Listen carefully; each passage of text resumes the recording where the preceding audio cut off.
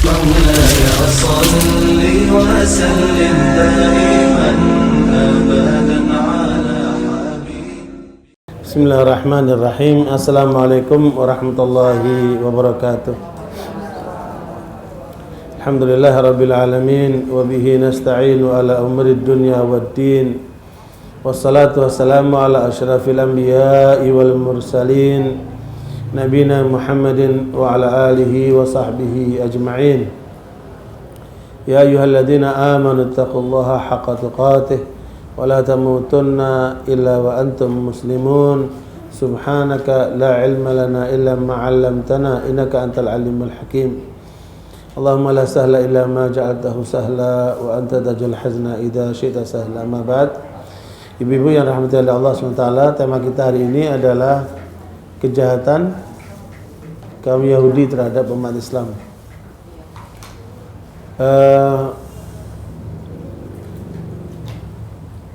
Sebelum bicara tentang Yahudi, alhamdulillah prestasi yang kemarin kita udah capai, bisa menyatukan ulama se-Asia Tenggara ya di Padang, dan dihadiri oleh ulama-ulama dari Timur Tengah, dari Afrika, dari Eropa dan Australia.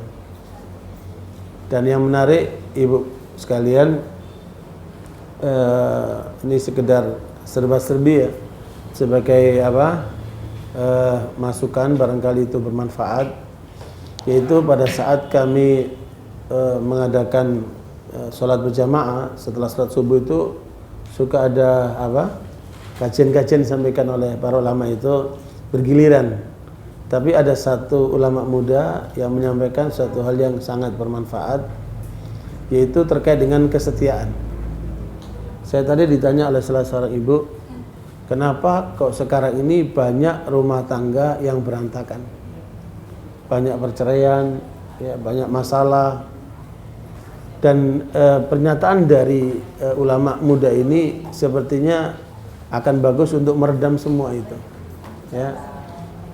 Waalaikumsalam. Apa yang dia sampaikan menyangkut masalah kesetiaan, ibu. Jadi banyak orang itu kurang nilai kesetiaannya. Ya, bukan kesetiaan dalam arti cinta atau apalah yang biasa di film-film itu, ibu. Tapi lebih kepada memahami kebaikan orang lain dan mampu menghargai kebaikan itu. Itu arti kesetiaannya, bu. Ya. Jadi mampu memahami kebaikan orang lain meskipun sedikit, dan kemudian ya, ingin berbuat yang terbaik, membalas kebaikan orang itu. Nah, apa yang terjadi pada waktu itu adalah ulama ini menceritakan peristiwa yang dialami oleh Imam Syafi'i, bahwa ada datang seorang dari desa, kalau di sini desa ya, kalau di sana di gunung, datang menghampiri Imam Syafi'i yang beliau sedang bersama dengan murid-muridnya. Tiba-tiba Imam Syafi'i berdiri menyambut orang itu, dan sorbannya itu dihamparkan, dan orang itu diminta untuk duduk di situ dan dihormati luar biasa, seakan-akan orang ini ulama besar begitu, padahal dia sebatas orang dari kampung, orang dari desa. Setelah Imam Syafi'i memperlakukan orang ini dengan luar biasa, pulanglah orang ini. Murid-muridnya bertanya, apa yang terjadi dengan orang itu, wahai Imam? Kok engkau sampai menghormati dia seperti itu? Maka keluarlah kata-kata Imam Syafi'i. Kata-katanya yang dibahas oleh ulama muda tadi itu, bu. Apa kata-katanya? Al-hurru man hafidha wudda lahdatin wa 'allama lahdatan. Jadi orang yang mulia itu adalah orang yang mampu menghargai kebaikan seseorang meskipun sedikit, dan mampu menghargai seseorang meskipun dia telah mengajarkan satu kata. Ya. Apa yang menyebabkan Imam Syafi'i berkata ungkapan ini, ibu? Jadi kemudian Imam Syafi'i menjelaskan bahwa suatu kali saya menerangkan tentang makna syighar. Syighar itu salah satu jenis pernikahan yang diharamkan dalam Islam karena dia bersyarat. Maunya si A dengan si B mau menikah, dengan syarat saya menikahin anakmu, kamu nikahin anak saya. Nah, itu persyaratan seperti ini ini nggak betul, tanpa harus melihat ini sisi-sisi lain. Itu namanya syighar. Nah, di dalam kata syighar itu secara bahasa itu adalah anjing yang ketika dia kencing mengangkat kaki sebelah kanannya itu ya. Nah, Imam Syafi'i mengatakan secara bahasa syighar itu adalah anjing yang ketika kencing mengangkat kaki sebelah kanannya. Oleh orang Arab Badui tadi itu, saya ditegur kata dia, bahwa anjing tidak akan dia kencing seperti itu sebelum dia balik. Itu Imam Syafi'i nggak tahu. Jadi karena pengalaman orang gunung ini, bahwa anjing itu akan berperilaku seperti itu ketika sudah balik. Jadi dari pengalamannya orang-orang ini orang gunung, Imam Syafi'i tidak tahu ilmu itu. Informasi itu Imam Syafi'i tidak tahu. Berarti dengan informasi orang itu Imam Syafi'i dapat apa? Dapat ilmu. Dan ilmu itu sekedarnya kan kecil sekali itu arti itu. Tapi dia dapat ilmu. Nah, karena dia dapat ilmu dari orang Badui tadi itu, kemudian dia datang, kemudian Imam Syafi'i menghormati tadi itu. Jadi penghormatan Imam Syafi'i kepada orang itu karena orang itu telah memberikan ilmu meskipun sedikit kepada Imam Syafi'i. Nah, itulah kemudian kata-kata keluar bahwa orang yang mulia itu adalah orang yang mampu membalas kebaikan seseorang meskipun sedikit, atau membalas kebaikan seseorang meskipun dia mengajarkan satu kata. Setelah selesai penyampaian materi itu, kita berkumpul sama mereka. Saya memberikan komentar pertama.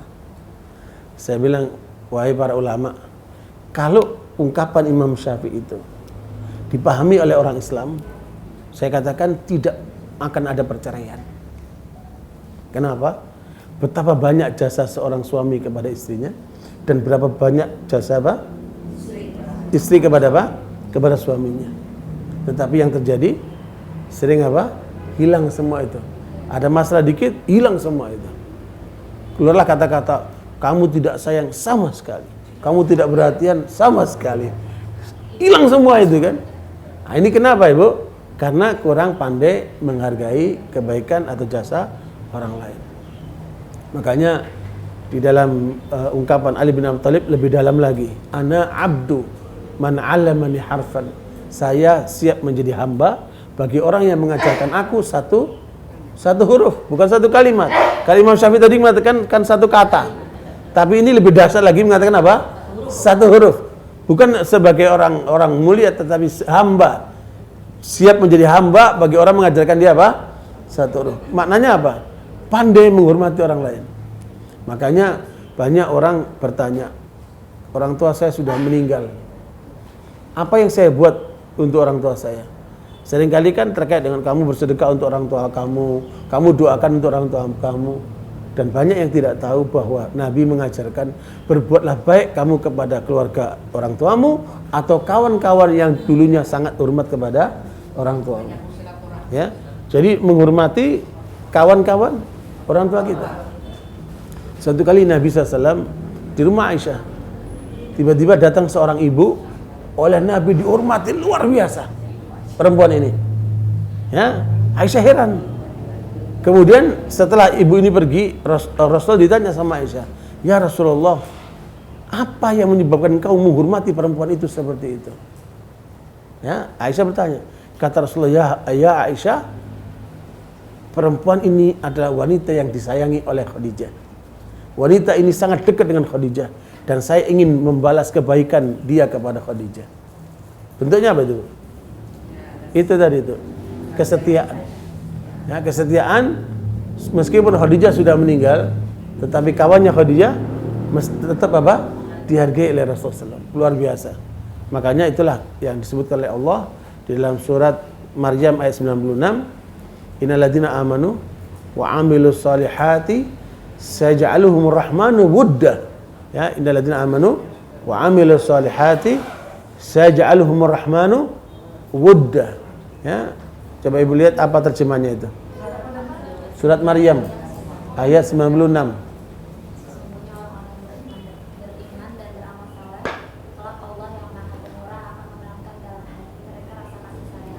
Bu, ini nanti bukan kelak loh. Ya, Allah akan menjadikan orang-orang yang beriman dan beramal soleh di dunia, apalagi di akhirat, Bu ya. Apa, Bu? Rasa kasih sayang. Lah, suami istri itu kan ikatan yang sangat kuat sekali. Yang Allah katakan, yang itu sering dibahas di dalam khutbah-khutbah nikah, tapi ini nggak dibahas, Bu. Apa itu? Wa min ayatihi an khalaqalakum min anfusikum azwajan litaskunu ilaiha wa ja'ala bainakum mawaddatan wa rahmah. Semoga dapat sakinah, mawaddah, warahmah. Orang ungkapin tapi nggak paham isinya. Apa itu mawaddah, Bu? Cinta yang Allah tumbuhkan di dalam diri orang yang beriman dan beramal soleh sehingga mereka begitu saling menyayangi satu sama lain. Yang terjadi sekarang kan orang mencari kelemahan orang, ya. Kelebihannya dilupakan, tapi kelemahannya ya diangkat-angkat. Padahal orang mukmin itu tidak seperti itu. Ya. Makanya kasih sayang ketika muncul di dalam diri orang beriman dan beramal soleh, yang timbul adalah apa, Bu? Apa? Kesetiaan, saling menghormati, saling menghargai. Yang terjadi sekarang apa? Suudon. Nah, coba lihat HP kamu, barangkali ada hubungan sama perempuan lain. Coba, Bu, kamu pergi kemana? Coba aku mau tahu. Akhirnya dikasih chip di kakinya. Ya, Bu, supaya ketahuan kemana. Jadi timbulnya itu hanya apa? Keributan, kegaduhan, ya kan? Jadi apa? Sudah hilang kepercayaan itu kan? Ya, Bu. Jadi ini menjadi pelajaran penting. Justru saya menangkap bahwa persatuan itu dari situ. Ya.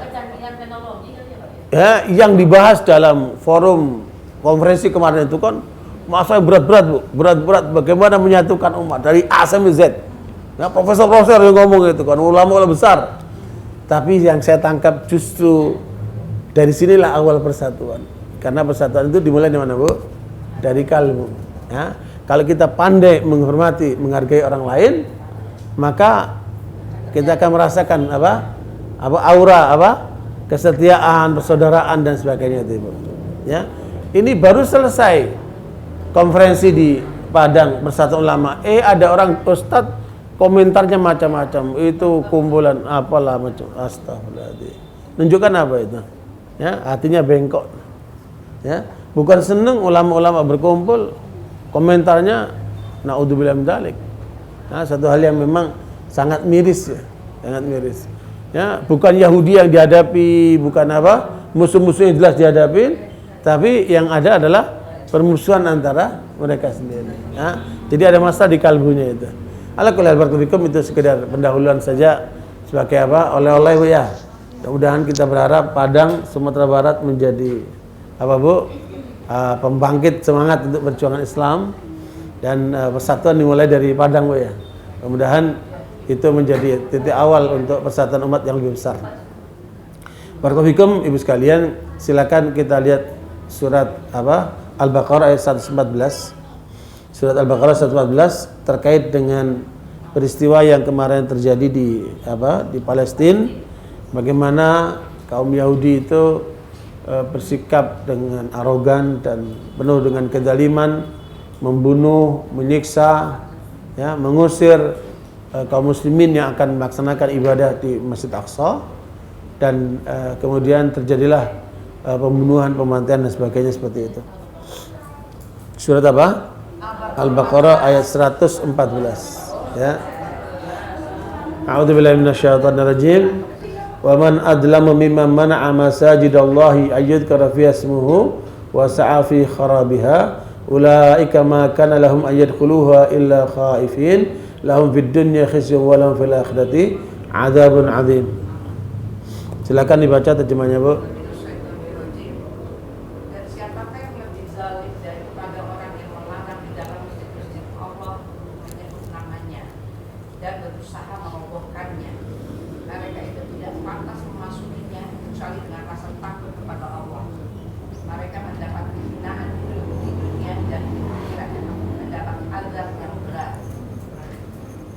Ya, barakallahu fikum.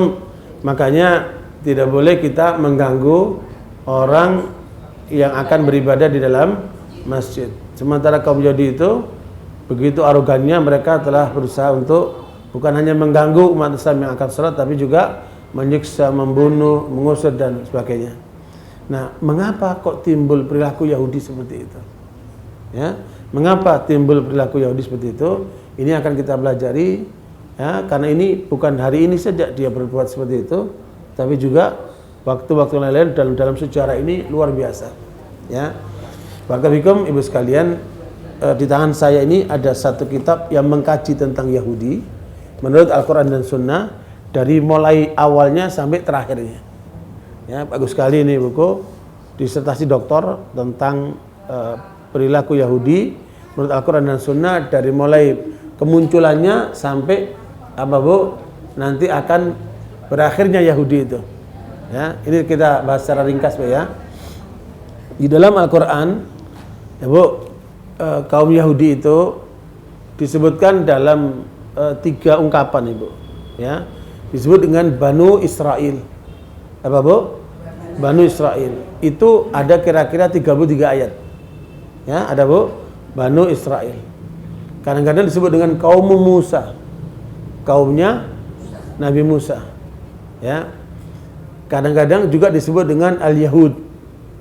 Yaitu kalau disebut kaum Musa itu kira-kira ada 10-an ayat. Ya.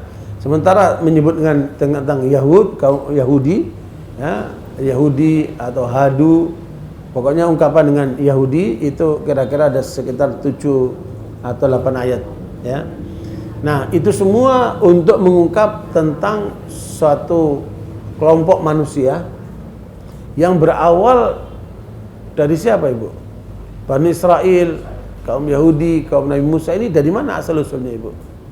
Dari keturunan Nabi Yakub. Ya Bu, betul siapa Bu? Nabi Yakub. Nabi Yakub ini adalah anak dari Nabi Ishak. Ya. Ishak anaknya siapa? Nabi Ibrahim.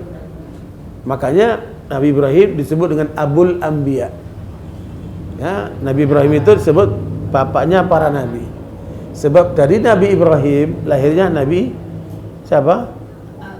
Ismail, yang lahir dari sana Nabi Muhammad SAW. Jadi Nabi Ibrahim kan punya istri pertama namanya Sarah, nggak punya anak sampai umur agak tua, ya Bu ya, nggak punya anak, 100 lebih itu nggak punya anak.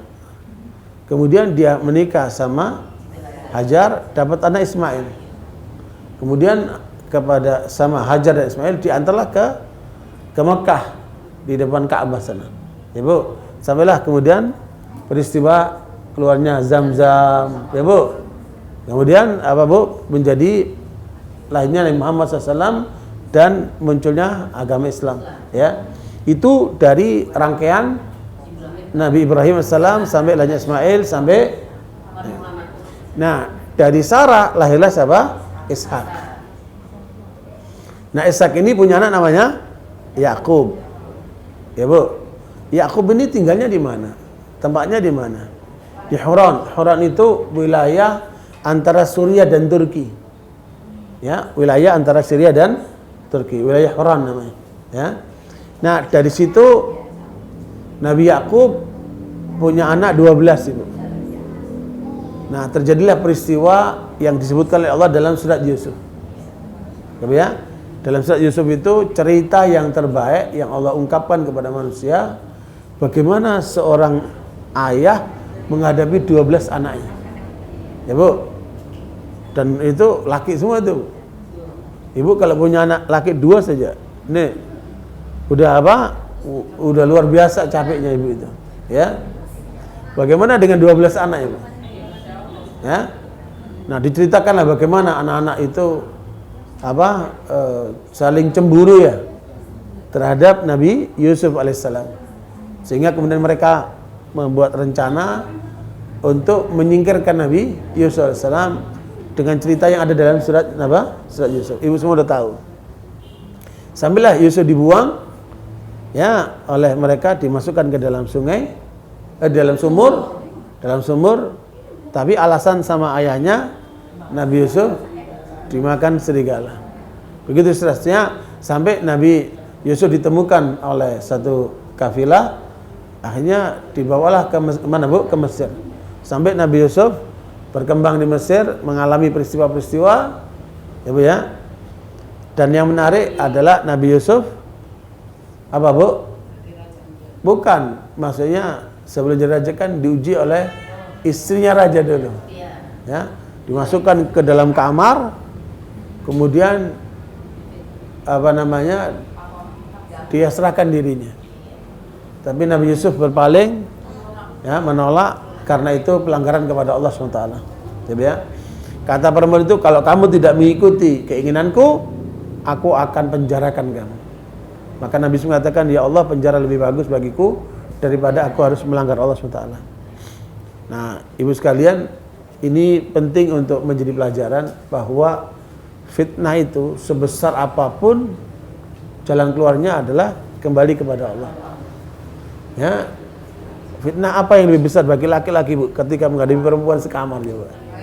Ya Bu? Luar biasa. Kemarin peristiwa terjadi dan ini ada indikasi kuat Bu ya. Bu, dikirim 200 perempuan cantik, 200.000 katanya Bu ya, dari Cina ke Indonesia, diantaranya menyasar para ustadz dan ulama. Terjadi peristiwa di Bandung, seorang perempuan Cina pura-pura ingin belajar ngaji, ya Bu. Tapi ketika di rumah itu sedang belajar, tahu-tahu dia buka badannya, persis seperti dalam Nabi Yusuf alaihissalam. Lah, itu Bu, itu salah satu.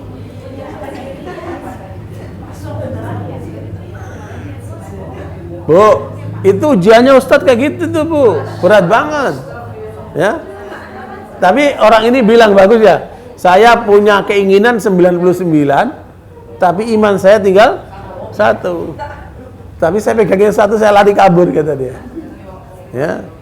Jadi apa? Begitulah godaan manusia Ibu. Ya. Artinya yang dialami oleh Nabi Yusuf juga bisa dialami oleh manusia lain ya. Tapi yang penting bahwa fitnah seperti itu jalan keluarnya adalah apa Bu? Berpegang kepada Allah Ta'ala, ingat sama Allah Ta'ala. Ala kulli hal, Nabi Yusuf sampai menjadi apa? Apa Bu? Pembantu raja, memegang menteri keuangan, ya Bu. Nah sampai kemudian Nabi Yakub alaihissalam kemudian dihadirkan ke mana? Ke Mesir dengan 11 anaknya. Nah dari situlah berarti apa Bu? Hijrahnya keluarga Nabi Yakub kemana Bu? Ke Mesir. Nah berjalanlah mereka hidup di Mesir, sampailah terjadi peristiwa Firaun, ya Bu ya. Jadi kaum Yahudi aslinya bukan di Palestina, ya Bu ya. Mereka mengklaim Palestina itu milik Yahudi, jelas ahistoris. Ya, berarti Yahudi bukan di Palestina. Di mana Bu? Daerah Huran awalnya. Huran itu antara Syria dan Turki. Kemudian mereka hijrah kemana? Ke Mesir. Tinggallah mereka di Mesir sekian lama. Harusnya kalau mereka mengklaim Mesir itu milik mereka, bukan Palestina kan? Nah, ini historisnya seperti itu Bu. Berkembang mereka di Mesir Bu. Dari 12 keturunan inilah yang disebutkan dengan apa? Asbat. Apa namanya?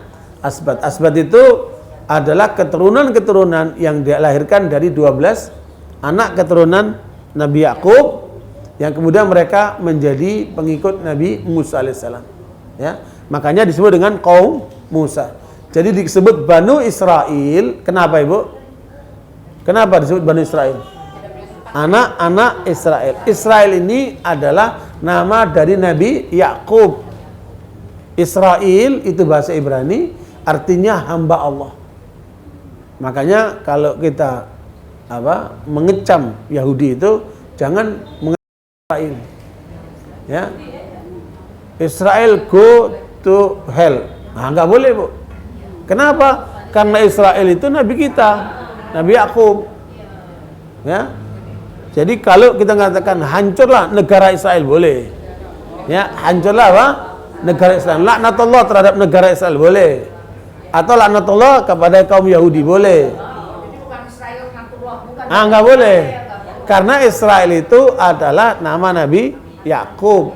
Nabi Yakub Nabi kita juga. Nggak boleh kita laknat. Karena dia utusan Allah SWT. Nah ini banyak orang nggak paham. sehingga mudah untuk apa Bu, emosional, malah melaknat apa Bu, Israel. Ya, berarti melaknat Nabi kita sendiri. Keliru kan itu? Nah, itu harus dihindari. Jadi Banu Israel adalah keturunan Nabi Yakub, ya. Nah, kemudian mereka tinggal di Mesir sampai lahirnya Nabi Musa alaihissalam. Itu kira-kira 600 tahun. Sampai apa Bu? Lahirnya Nabi Musa alaihissalam. Nah, ketika lahir Musa alaihissalam, Bani Israel itu ditetapkan oleh Firaun, siapa yang lahir dari mereka anak laki-laki harus dibunuh. Untuk tahun pertama. Tahun berikutnya boleh hidup. Nah, pas lahir Nabi Musa, itulah keputusan yang harus dibunuh dari keluarga Bani Israel, karena dianggap ancaman bagi Firaun. Pada saat tahun berikutnya yang tidak dibunuh, lahirnya Nabi Harun. Jadi Nabi Harun dan Musa ini siapa Bu? Kakak beradik, saudara Ibu. Cuman Nabi Musa mengalami keputusan yang berat dibanding dengan apa yang dialami oleh Nabi Harun. Ala kulli hal, sampai pada saatnya Nabi Musa oleh ibunya dia apa Bu, diletakkan di apa namanya, bungkusan kayu gitu, terus dilepaskan di Sungai Nil itu Bu. Ditemukan oleh Asia itu. Ya, kemudian diusulkan untuk jadi anak, tinggallah Nabi Musa di apa? Di keluarga kerajaan. Nah, itu cara Allah untuk menyelamatkan hambanya. Ya, ini kalau tidak apa Bu, tadbir ilahi, tidak merupakan apa Bu, rahasia Tuhan, tidak mungkin peristiwanya seperti itu Ibu. Bahkan justru ketika Nabi Musa sudah berada di pangkuan Asia, kemudian Fir'aun setuju untuk diambil anak, Musa nangis yang luar biasa. Dikasih semua jenis susu, dia nolak Ibu, nggak mau. Sampai kemudian saudaranya Musa perempuan melihat ini kesempatan untuk mengusulkan supaya Musa ketemu sama ibunya. Ya, kita bisa nyusuin anak itu, kita usulkan dengan satu apa nih peluang ada di desa. Hanya diizinkan Musa kembali ke ibunya, sudah nyusu dari ibunya itu, dan ibunya pun jadi tentram, dikembalikan kepada ibunya. Nah, itu caranya Bu. Sebenarnya Musa dikembalikan lagi ke istana, dan tumbuhlah Musa di lingkungan apa kerajaan itu. Sampailah satu peristiwa Nabi Musa menghadapi dua orang yang berantem, antara satu orang Yahudi, yang satunya orang Mesir asli namanya Kipti. Ya. Yang Yahudi minta tolong sama Musa, "Hei Musa, bantulah aku menghadapi orang Kipti itu." Orang Kipti itu ditempelin sekali Musa, mati Ibu. Menunjukkan kekuatan apa? Nabi Musa alaihissalam. Ya, sampailah peristiwa Nabi Musa kemudian dianggap ancaman oleh Firaun, maka Nabi Musa diusulkan oleh seorang hamba Allah untuk dia lari dari apa Mesir. Pergilah dia kemana Bu? Kemana Bu? Wilayah di luar Mesir, wilayah Yordan sekarang, yaitu wilayahnya kaum Nabi Syuaib. Ya, sampai Nabi Musa ketemu dengan Nabi Syuaib. Padahal Ibu sekalian, Nabi Musa meninggalkan Mesir sampai ke Madain. Sampai sekarang namanya Madain Bu ya. Wilayahnya apa? Masuk wilayah Yordan. Nah, wilayah Madain ini wilayah dakwah Nabi Syuaib. Itu Nabi Musa perjalanannya 8 hari Ibu. Ya, tidak makan Ibu. Berarti Nabi Musa itu fisiknya kuat sekali. Nyampe di Madain, kemudian dia lihat dua perempuan yang sedang menunggu rombongan apa? Alhamdulillah, rombongan orang-orang yang ngambil air, sehingga Nabi Musa tertarik untuk membantu perempuan ini diambilkan air. Kemudian dia duduk di bawah pohon sambil mengatakan, "Rabbi inni lima anzalta ilayya min khairin faqir." Ya, ya Allah, sesungguhnya apa yang kau berikan rizki kepadaku sesuatu yang apa? Sedikit. Ya, sedikit. Ya, apa maksudnya ini Ibu? Dia lapar Ibu. Dia ngeluh sama Allah. Tapi dua perempuan itu nggak paham ungkapan itu. Ketika dia pulang ke rumah bapaknya, Nabi Syuaib bertanya, "Kok hari ini kalian lebih awal daripada hari sebelumnya?" Ya, kata mereka, "Iya ya, tadi ada anak muda yang membantu kami mengambilkan air sehingga kami pulang segera." Siapa anak muda itu? kita nggak kenal ya, cuman dia setelah mengambilkan air duduk di bawah pohon, dia mengatakan Rabbi inni lima anzalta ilayya min khairin faqir. Kata Nabi Syuaib, oh dia lapar tuh. Ya, kita bikin makanan, kita undang dia suruh makan. Jadi ungkapan Nabi dipahami oleh Nabi juga. Tuh, anaknya nggak paham. Ya, ibu-ibu kalau lapar ngeluhnya kemana ibu? Pernah lapar nggak ibu? Lapar, nggak punya duit, nggak punya keluarga, nah bu, ibu larinya kemana? Hah? Cari makan kan? Cari makan kemana ke? Pokok cari makan kan? Nah, jarang orang lapar, larinya ke Allah dulu. Nah, ini pelajaran penting bu. Setiap ada masalah, ya bu ya, sebelum ke orang, bu, pergilah kepada Allah, ngeluhlah kepada Allah. Nah itu pola nabi-nabi begitu ibu, ya. Makanya kalau ada masalah kembalilah kepada Allah dulu ibu. Nabi ibu, Nabi Muhammad kalau ada masalah ngapain bu? Beliau wudhu, beliau sholat. Ya, setiap ada masalah beliau wudhu, beliau sholat. Makanya Nabi mengatakan kepada Bilal, arihna bis sholat ya Bilal. Ya, tenangkan kami dengan sholat wahai Bilal. Ya kalau ada sholat Nabi tenang. Ya, barakallahu. Makanya ibu sekalian, hal yang penting untuk diingatkan adalah bagaimana kemudian Nabi Musa alaihissalam akhirnya dikasih hidangan makanan oleh Nabi Syuaib dan kemudian ditawarkan untuk tinggal bersama beliau dengan dinikahkan salah satu putrinya dengan syarat, ya, karena Nabi Musa nggak punya apa-apa, mahar nggak punya, modal nggak punya, ya, tapi oleh Nabi Syuaib karena ini orang soleh, apalagi dia Nabi kan, ditawarkan, kamu boleh menikahi salah seorang dari putriku dengan syarat kamu tinggal bersama kami 8 tahun untuk ngurusi kambing-kambing yang dimiliki oleh Nabi Syuaib. Tetapi kalau kamu lengkapi 10 tahun lebih bagus. Ya, Nabi Musa setuju. Yang dipilih Nabi Musa 8 tahun atau 10 tahun, Bu? Hah? Kenapa? Hah? Karena Nabi itu selalu memilih yang lebih bagus, ya, lebih bagus. Maka selesai 10 tahun, baru kemudian Nabi Musa membawa istrinya pergi ke Mesir. Nah, di Sinai itulah kemudian dia mendapat wahyu. Ya, termasuk ibu mana ini? Ibu apa? Afni udah naik ke atas tuh. Saya nggak sempat itu, nggak mampu saya. Ya, ibu sudah sana itu. Ke Gunung Tur, tempat Nabi Musa pertama kali mendapatkan wahyu. Ya, di Sinai itu. Makanya ibu lihat kan, watin wazaitun apa? Waturi sini. Ya, wahadal baladil amin. Maksudnya apa itu, Bu? Watin wazaitun. Maksudnya apa itu, Bu? Iya, pastilah itu. Watin wazaitun. Maksudnya apa itu? Di balik itu ada maksud apa itu? Kok ada watin wazaitun, waturi sini, tursina, wahadal baladil amin. Itu Mekah. Apa maksudnya nih, Bu? Apa maksudnya, Bu? Ada yang tahu nggak?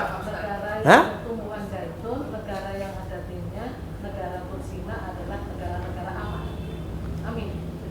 Jadi watin wa zaitun, tin dan zaitun itu di mana pusatnya? Di Palestina. Disitulah lahirnya Nabi Isa alaihissalam. Ya. Dan Tursina tempat Nabi Musa mendapatkan wahyu. Dan sementara Mekah tempat Nabi Muhammad SAW. Artinya 3 nabi ini adalah merupakan apa, Bu? 3 agama, ya Bu ya? Agama apa? Nasara, agama Yahudi, agama Islam. Ini satu kesatuan, ya Bu. Makanya kenapa Nabi Muhammad nanti di Isra Mi'rajkan dari Mekah ke Baitul Maqdis, baru ke Sidratul Muntaha, ya. Nah, barakallahu Musa alaihissalam setelah mendapatkan wahyu, kemudian diperintahkan untuk menghadap Fir'aun. Idhab ila fir'auna innahu tagha faqul lahu qawlan layyinan la'allahu yatadhakkaru yakhsha. Ya, sekarang kamu pergi ke Fir'aun, dakwai Fir'aun dengan kata-kata yang lembut, ya, karena dia telah melampaui batas. Barangkali dengan dakwahmu dia menjadi sadar. Ya, Bu. Jadi Fir'aun manusia yang bengis, tapi oleh Allah diperintahkan kepada Musa untuk menghadapi Fir'aun dengan apa, Bu? Kata-kata yang lembut. Jadi, makanya dakwah itu harus diawali dengan kata-kata yang lembut. Tidak boleh apa, Bu, menyerang, memojokkan. Nah, Bu, apalagi sampai melaknat-laknat, nggak boleh itu, Bu. Dakwah itu harus dengan kata-kata lembut. Makanya Allah katakan kepada Muhammad, wa bima rahmatin minallahi linta lahum walau kunta faddan ghalidhal qalbi lan faddu min hawlik. Disebabkan karena rahmat Allah kamu jadi lembut wahai Muhammad. Seandainya kamu bengis, orang akan kabur dari kamu semuanya. Makanya dakwah harus dengan apa? Lemah lembut, ya. Lemah lembut itu bukan berarti menunduk-nunduk, menghinakan diri, bukan. Tetapi apa? Menyampaikan dengan bahasa yang bagus, ya. Bahasa yang santun, ya, tidak dengan kasar. Satu kali ada seorang penguasa, Bu, ya, di masa akhir sahabat, namanya Yusuf Ats-Tsaqafi. Ya, Hajjaj bin Yusuf Ats-Tsaqafi ini penguasa bengis, dan ulama-ulama yang hidup di masa beliau yang disembelih ada 500-an, Ibu. Ada 500 ulama yang disembelih. Jadi kalau dia nggak setuju dengan seorang ulama, langsung disembelih, Ibu. Itu kejam tidak, Bu? Kejam sekali. Namanya apa? Hajjaj bin Yusuf Ats-Tsaqafi. Itu hidup di masa akhir sahabat, ya, pada masa dinasti Amawiyah. Nah, ketika Yusuf ini dinasihati oleh seseorang dengan kata-kata yang kasar, Hajjaj bin Yusuf mengatakan begini, apakah saya lebih buruk dari Fir'aun? Ya, ataukah kamu lebih baik dari Musa? Ya, saya tidak lebih buruk dari Fir'aun, dan kamu tidak lebih baik dari Musa. Mengapa kamu berkata-kata kasar seperti itu? Nah, ini menjadi alasan bagi apa? Hajjaj bin Yusuf Ats-Tsaqafi. Makanya kalau mendakwai penguasa tidak boleh dengan apa, Bu? Cara kasar, tapi dengan cara halus. Karena penguasa itu punya kekuasaan dia. Ya, dia bisa melakukan segala hal yang dia inginkan. Ya, makanya jangan kita memancing untuk mereka melakukan kejahatan-kejahatannya. Makanya harus dilakukan dengan cara yang lembut. Itulah yang Allah ajarkan kepada Musa, dan ajaran buat kita sebagai umat Islam. Karena Nabi Muhammad SAW suatu kali ketika hijrah dari Mekah ke Madinah, pertama kali puasa yang dipraktikkan oleh Nabi, puasa apa, Ibu? Sebelum puasa Ramadan.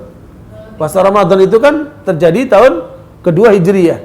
Sebelum itu, tahun pertama Rasulullah sudah perintahkan umat Islam untuk berpuasa. Puasa apa itu, Bu? Nah, bukan.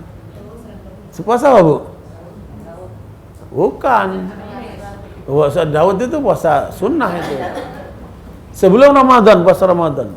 Puasa, Bu? 10 Muharram. Jadi Nabi pertama kali hijrah ke Madinah, 10 hari berikutnya menemukan orang Yahudi sedang berpuasa. Nabi bertanya, kalian puasa untuk apa? Kata orang Yahudi, kami puasa karena hari ini Nabi Musa diselamatkan sama Allah dari Fir'aun. Kata Nabi Muhammad, nahnu aula minkum. Kami orang Islam lebih utama kepada Nabi Musa daripada kalian. Maka Rasulullah perintahkan kepada seluruh umat Islam semuanya puasa. Ya, yang apa? Yang belum makan, belum minum, hentikan semuanya, sekarang kita puasa. Nah, itu puasa pertama, Ibu. Puasa apa? 10 Muharram. Baru tahun kedua perintah puasa Ramadan 30 hari itu, ya. Nah, itu menunjukkan bahwa umat Islam lebih utama kepada Nabi Musa daripada kaum Yahudi itu, Ibu. Ya, karena apa? Kaum Yahudi membangkang sama Nabi Musa. Kaum Yahudi kemudian apa, Bu? Menyimpangkan ajaran Nabi Musa, dan mereka melakukan kejahatan-kejahatan yang luar biasa terhadap apa? Ajaran Nabi Musa alaihissalam. Kembali kepada apa, Bu? Pernyataan tentang apa? Nabi Musa alaihissalam diperintahkan oleh Allah untuk menyampaikan wahyu kepada apa? Mendakwai Nabi apa? Kepada Fir'aun, tetapi kemudian Fir'aun justru apa, Bu? Mengancam dan lain sebagainya. Sampailah kemudian Nabi Musa dikejar oleh Fir'aun dan pasukannya, dan Nabi Musa bersama dengan 12 apa, Bu? Keturunan Bani Israel, ya. Ya, apa, Bu? 12 keturunan Nabi Bani Israel dibawa semua Nabi Musa dan dikejar oleh pasukan Fir'aun. Pas berhadapan dengan Laut Merah, alhamdulillah kita udah sholat berjamaah di depan Laut Merah, ya. Pada di saat di Laut Merah, kaum Yahudi mengatakan inna lamudrakun. Ya, itu pasukan Fir'aun sudah muncul, pasti kita tertangkap, pasti kita dihabisin. Ya, kalla, kata Nabi Musa, kalla inna ma'i rabbi sayahdin. Tidak, sekali-kali tidak, kita tidak akan tertangkap oleh kaum kaum Fir'aun, karena kita punya Allah yang akan memberikan petunjuk. Maka kemudian Allah perintahkan kepada Musa untuk membelah apa? Lautan Merah, dan terbukalah 12 apa Bu? Jalan. Jadi masing-masing kabilah Bani Israil berjalan lewat apa? Lautan itu untuk menyelamatkan diri mereka. Nah, setelah lewat baru apa Bu? Fir'aun dan pasukannya ditenggelamkan, dan kemudian mayat Fir'aun sampai sekarang masih tersimpan ada di Kairo sana. Kita pun sudah sempat melihat apa Bu? Di museum di Mesir ya. Fir'aun itu. Ternyata orangnya kecil Bu. Ya, kecil cuma panjang gitu. Kalau lihat itunya, lihat apa? Muminya itu, saya pikir Fir'aun itu gede gitu orangnya. Ya, lihat kekejamannya kan luar biasa. Ternyata jangan-jangan orang-orang kecil itu biasanya kekejamannya lebih besar daripada yang gede-gede. Ya. Hah? Ya bisa jadi. Yang jelas kita saksikan keadaannya Bu kecil, tidak seperti yang terbayang oleh pikiran kita gitu. Nah, ala kulli hal, dari peristiwa itu, Ibu sekalian, Nabi Musa berjalan dengan kaumnya ingin dibawa kemana? Ke Palestina. Ya Bu, di situ mereka mengatakan, wahai Nabi Musa, kami tidak mau masuk ke Palestina itu. Itu kalau Ibu lihat kan dari Palestina keluar ke Mesir itu kan Sina itu. Mereka berhenti di situ Ibu. Diajak Nabi Musa masuk ke Palestina, menolak mereka. Kenapa? Di Palestina itu ada kaum yang mereka itu orang-orangnya bengis. Ya.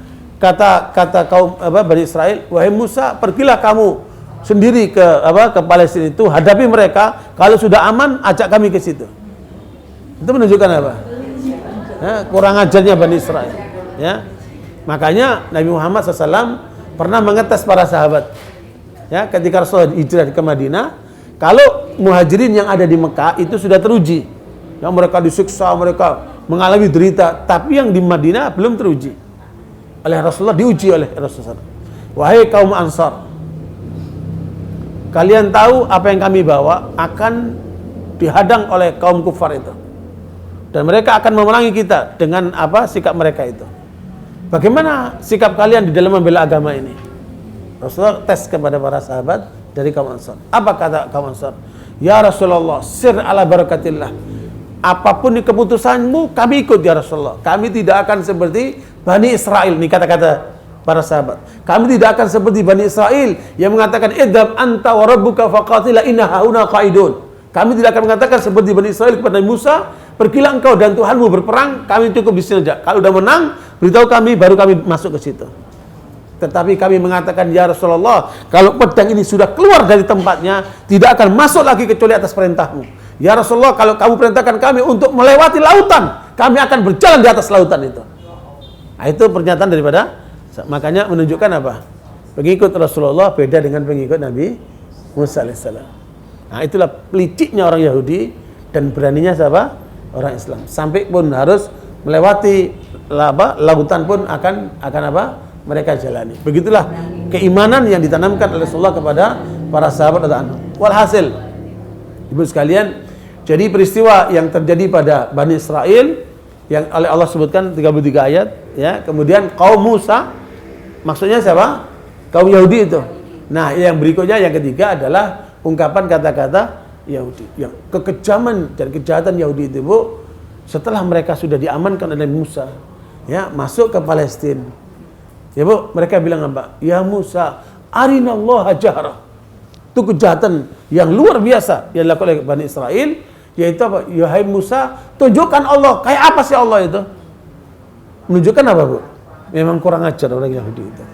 Ya, udah dikasih pengamanan, udah dikasih fasilitas, udah diturunkan wahyu, tapi mereka kemudian ingkar semua.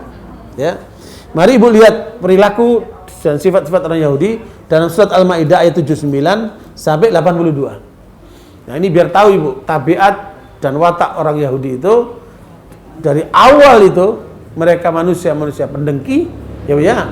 Dan kemudian berlanjut dengan penentang para nabi, bahkan membunuh sebagiannya. Surat Al-Maidah ayat 79 sampai 82, Bu. Ayat 9 sampai 82. Ini gambaran tentang apa, Bu? 78 sampai 82. A'udzubillahi minasyaitonir rajim. lu'ina alladziina kafaru min bani Israila 'ala lisani Dawud wa Isa ibn Maryam dzalika bima 'asaw wa kanu ya'tadun kanu la yatanahawna 'an munkarin fa'alu labisa ma kanu yaf'alun tara katsiran minhum yatawallawna alladziina kafaru labisa ma qaddamat lahum anfusuhum an sakhita Allahu 'alaihim wa fil 'adzabi hum khalidun walau kanu yu'minuna billahi wan nabiyyi wa ma unzila ilaihi mattakhadhum awliya walakinna katsiran minhum fasiqun latajidanna ashaddan nasi adawatan lil ladzina amanu al yahud wal ladzina asyraku wa latajidanna aqrabahum mawaddatan lil ladzina amanu alladzina qalu inna nasara dzalika bi anna minhum qissisina wa ruhbana wa annahum la yastakbirun. Surat Al-Maidah 78 sampai 82. Silakan dibaca terjemahnya, Bu.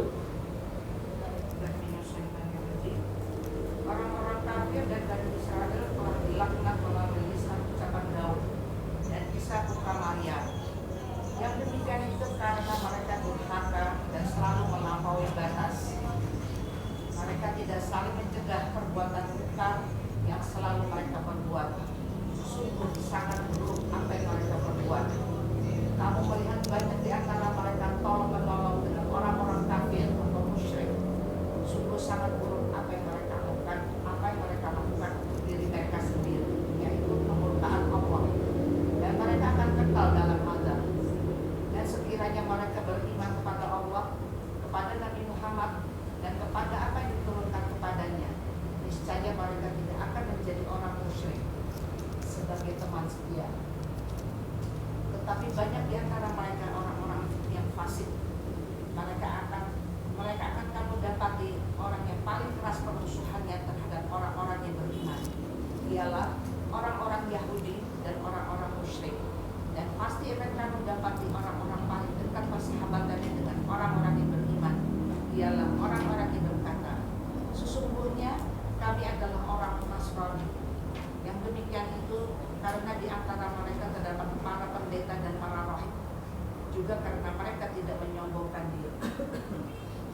Ya, itu gambaran terhadap perilaku kaum Yahudi, karena itu mereka dilaknat oleh Allah SWT.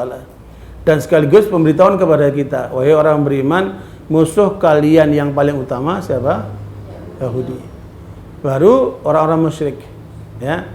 Adapun kaum Nasoro itu sebenarnya mereka orang-orang yang dekat kepada kalian. Makanya ibu lihat, mana yang paling banyak yang masuk Islam? Orang Yahudi atau kaum Nasoro? Hah? Siapa, Bu? Nasoro. Sebenarnya Nasoro itu lebih dekat kepada orang Islam. Makanya dari mereka banyak sekali yang masuk Islam. Saya baru kemarin ketemu orang Yahudi masuk Islam di Padang. Jarang sekali. Jadi kalau melihat orang Nasara masuk Islam, tanya aja Bu Lisa. Punya data banyak ini, ya kan? Banyak banget. Tapi Yahudi masuk Islam jarang. Mungkin Yapto itu apa? Keturunan Yahudi masuk Islam, ya. Dan kemarin saya menemukan orang Yahudi Indonesia keturunan dari Belanda masuk Islam dia. Ya, tinggal di Bintaro sana. Ya, kemarin saya ngobrol banyak sama dia. Nah, itu jarang sekali, Bu. Ya, walhasil kok bisa Yahudi ada di Indonesia? Nah, ini ada pembicaraan lain aja. Kok bisa ada Yahudi di Indonesia?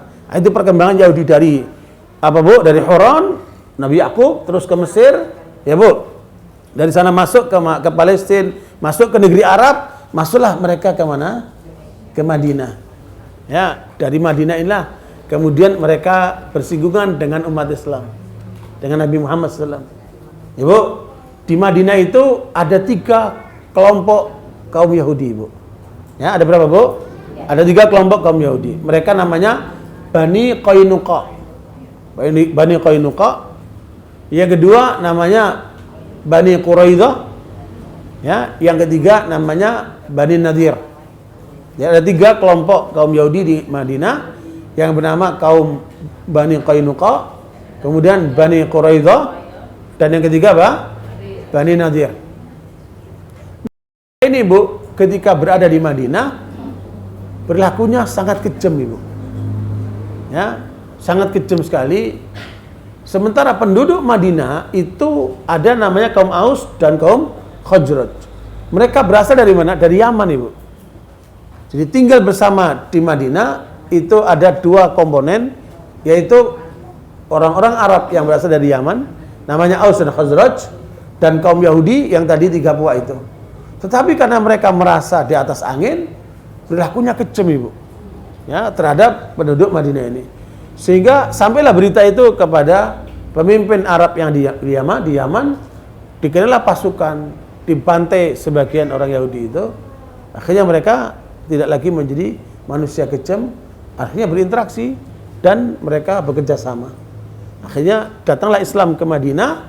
Posisinya adalah kaum Yahudi sudah mengikat perjanjian dengan kaum Ansar yang ada di Madinah, namanya Aus dan Khazraj. Ketika Rasulullah SAW datang, sebelum itu mereka sudah menyepakati, Yahudi dan Aus dan Khazraj, bahwa pemimpin yang kita angkat di Madinah adalah Abdullah bin Ubay bin Salul. Siapa Bu? Abdullah bin Ubay bin Salul. Itu oleh mereka disepakati untuk jadi pemimpin mereka. Tiba-tiba Rasulullah datang hijrah ke Madinah. Nah, Abdullah bin Ubay bin Salul rupanya tidak mampu menghadapi Rasulullah. Ya Bu, oleh Yahudi dibisiki, kamu tidak akan mampu menghadapi Nabi Muhammad karena dia sudah punya umat yang banyak. Caranya bagaimana? Yahudi menasihati, kamu pura-pura Islam, kamu grogoti Islam dari dalam, kami kaum Yahudi akan menggerogoti dari luar. Makanya ibu sekalian, di Mekah tidak ada munafikun. Kapan ada munafikun? Ada di Madinah. Kenapa ada munafikun? Nah, di sini biar ibu tahu. Nah, karena bisikan dari Yahudi. Jadi, kaum munafikun itu manusia yang ditanam oleh Yahudi, berpura-pura Islam, tapi intinya merusak dari dalam. Dan ini akan ada sepanjang zaman, Ibu. Di masa Rasulullah itu, kata Ibnu Abbas, jumlah orang munafik itu mencapai 370 orang. Tapi jumlah itu telah melelahkan perjuangan Nabi Muhammad SAW. Ya, sampai terjadi peristiwa Uhud dan sebagainya itu. Jadi ibu sekalian, berarti Yahudi ini memang di mana-mana membuat kekacauan. Ya, dan yang paling menonjol dari perilaku Yahudi itu perilaku riba, Ibu, rentenir. Ya, cara yang ditempuh untuk menguasai ekonomi, mereka menggunakan pola rentenir atau riba, Ibu, ya. Itulah yang mereka lakukan dan sampai hari ini pun tetap berjalan seperti itu. Cuma sekarang lebih sistematis menggunakan perbankan. Nah, pola-pola perbankan, ya. Nah, itu sejak zaman itu, Ibu, mereka sudah mempunyai perilaku yang culas di dalam berekonomi dengan pola-pola ribawi itu. Ala kulli hal, sampailah Bu Rasulullah SAW mendakwai mereka, Ibu. Yang pertama kali masuk Islam siapa, Bu?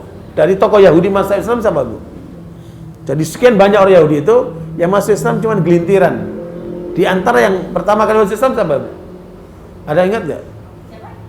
Orang Yahudi yang pertama kali masuk Islam? Bukan. Abdullah bin Sabah itu orang Yahudi, pura-pura masuk Islam, merusak Islam dari dalam, melahirkan Syiah. Abdullah bin Sabah itu adalah pendiri Syiah pertama, Ibu. Ya. Tapi ini orang Yahudi masuk Islam. Makanya kan tadi disebutkan yang masuk Kristen masuk Islam banyak, Yahudi masuk Islam sedikit. Di antaranya siapa? Abdullah bin Salam. Siapa, Bu? Abdullah bin Salam. Bagaimana dia masuk Islamnya, Ibu? Perhatikan. Ketika Rasulullah hijrah dari Mekah ke Madinah, ya Bu ya, Nabi ditunggu oleh banyak orang. Itu namanya Tola al-Badru alaina, itu kan berkumpul ingin tahu kayak apa Nabi itu. Pas Nabi jalan, komentar pertama kali Abdullah bin Salam saat itu ulamanya Yahudi, Bu. Dikatakan, "Hadza wajhun laysa bikadzdzab." Lihat mukanya itu mencorong, Ibu. Dia komentar, ini muka bukan muka pendusta. Ya. Berarti apa, Bu? Kita bisa menilai orang dari mana, Bu? Dari mukanya. Ya, Bu ya. Insyaallah kalau orang itu suka tahajud malam, suka ngaji, ya Bu, menjaga ibadahnya, itu mukanya akan beda dengan orang yang preman, suka membunuh orang, kan? Beda, Bu ya? Nah, itu Abdullah bin Salam melihat muka Nabi, mengatakan ini muka bukan muka pendusta. Nah, setelah itu baru lihat mukanya, Bu, belum ngomongnya. Nabi ngomong, "Ya ayuhan nas, wahai manusia." Lihat omongan Nabi. "Afshus salam, sebarkanlah salam." Maknanya apa? Mendoakan orang lain, kan? Salam itu, assalamualaikum itu doa orang. Sebarkan salam. Satu. Wa at'imut ta'am, kasih makan orang. Berarti apa, Bu? Hubungan sama apa? Manusia. Mau Yahudi, mau Kristen, mau apa, kasih makan orang. Ya. Kemudian ketiga apa, Bu? Wasilul arham, bangun silaturahmimu, hubungi keluargamu. Subhanallah. Ini perlu, Bu, membangun apa? Hubungan apa? Silaturahmi. Yang putus apa? Hubungi lagi, bangun lagi. Yang keempat, waqumu wan nasu niyam. Bangunlah di waktu malam sementara orang apa? Sedang tidur. Tadkhulul jannata bisalam. Kamu akan masuk surga dengan selamat. Bu, 4 ajaran Nabi yang muncul pertama kali, apa isinya, Bu? 3 terkait dengan manusia, 1 terkait dengan Allah SWT. Atas dasar inilah kemudian Abdullah bin Salam masuk Islam. Ibu sekalian, ketika dia masuk Islam, dia datang ke Rasulullah, dia menyatakan masuk Islam, dia bersyahadat. Kemudian dia mengatakan, ya Rasulullah, saya ini adalah ulama besar Yahudi. Alhamdulillah saya masuk Islam. Kemudian, bagaimana kalau saya dakwai orang Yahudi? Kata Rasulullah, kamu sembunyikan dulu Islammu. Ya, kamu sembunyikan Islammu. Coba kamu hadapi orang Yahudi itu, tanya sama mereka, bagaimana aku di tengah kalian? Apa jawaban mereka? Sampai kamu sampaikan Islammu di depan mereka. Abdullah bin Salam kembali kepada Yahudi, kemudian dia mengatakan, "Nih, ibu biar tahu bagaimana sikap buruknya orang Yahudi itu. Wahai kaum Yahudi, tahukah kalian siapa saya? Oh, Anda ulama besar kami. Anda Abdullah bin Salam, Anda ulama besar kami." Ya. Kemudian sekarang Abdullah bin Salam mengatakan, "Alhamdulillah saya sudah masuk Islam. Ya, saya sudah bersyahadat. Ayo kita masuk Islam." Mereka langsung berbalik 180 derajat mengatakan, "Anda orang buruk, Anda orang rusak, Anda begini begitu." Tadinya diakui sebagai ulama besar, sekarang apa, Bu? Dijatuhkan. Itu menunjukkan apa? Menunjukkan apa? Sifat buruk orang Yahudi itu. Jadi memang sifatnya adalah, makanya ibu lihat di dalam surat apa? Surat apa, Bu? Surat Al-Baqarah ayat 100 apa, Bu? 109. Ya. Orang Yahudi itu, Bu, digabungkan dengan kaum Nasara sama Allah, disebut dengan Ahlul Kitab. Nah, ini istilah yang keempat, Bu. Jadi istilah yang keempat yang populer tadi apa? Bani Israel. Yang kedua apa, Bu? Kaum Musa. Yang ketiga apa? Al-Yahud. Dan yang keempat Ahlul Kitab. Nah, Ahlul Kitab ini bukan Yahudi sendiri, bersama dengan kaum Nasara. Jadi orang Yahudi dan Nasara menjadi satu, tetapi kemudian mereka mengingkari nabinya, merubah kitab sucinya. Disebut dengan apa, Bu? Ahlul Kitab. Lihat surat apa? Al-Baqarah ya 109 terkait dengan kata-kata apa, Bu? Ahlul Kitab. Apa? 109. Wadda katsirun min ahli kitab law yaruddunakum min ba'di imanikum kuffar hasadan min indi anfusihim. Hah? Al-Baqarah 109. Apa isi itu, Bu? Banyak di antara ahli kita, jika sekiranya mereka dapat mengembalikan kamu setelah kamu beriman, menjadi kafir kembali karena rasa dengki dalam diri. Nah, itu penting. Ada rasa dengki sama mereka, Ibu. Terus? Setelah kebenaran jelas bagi mereka, maka maafkanlah dan berlapang dadalah sampai Allah memberikan perintahnya. Sungguh Allah Maha Kuasa atas segala sesuatu. Perhatikan, Ibu. Mengapa kok mereka dengki sama orang Islam? Sehingga mereka berusaha untuk memurtadkan kita. Ibu lihat kan, di tengah umat kita ini banyak gerakan pemurtadan. Benar enggak? Itu dilakukan siapa itu? Oleh ahli kitab ini. Ya. Iya, tapi ada juga dari kaum Yahudi. Kemarin itu, Bu, ada anak muda dari Jember dikirim untuk sekolah ke Israel, ke negeri Israel. Kemudian dia sekolah sana, ya, namanya Ketang. Namanya Ketang.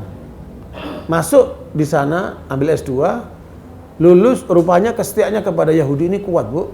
Akhirnya dia dibeat masuk Yahudi, Bu. Berubah namanya jadi Benyamin Ketang. Saya punya datanya itu. Ya, itu orang Indonesia, Muslim, akhirnya masuk Yahudi, dibeat oleh mereka, dan di Indonesia dia sedang menjalankan misi Yahudi. dia bikin namanya IIPAK. IIPAK itu apa?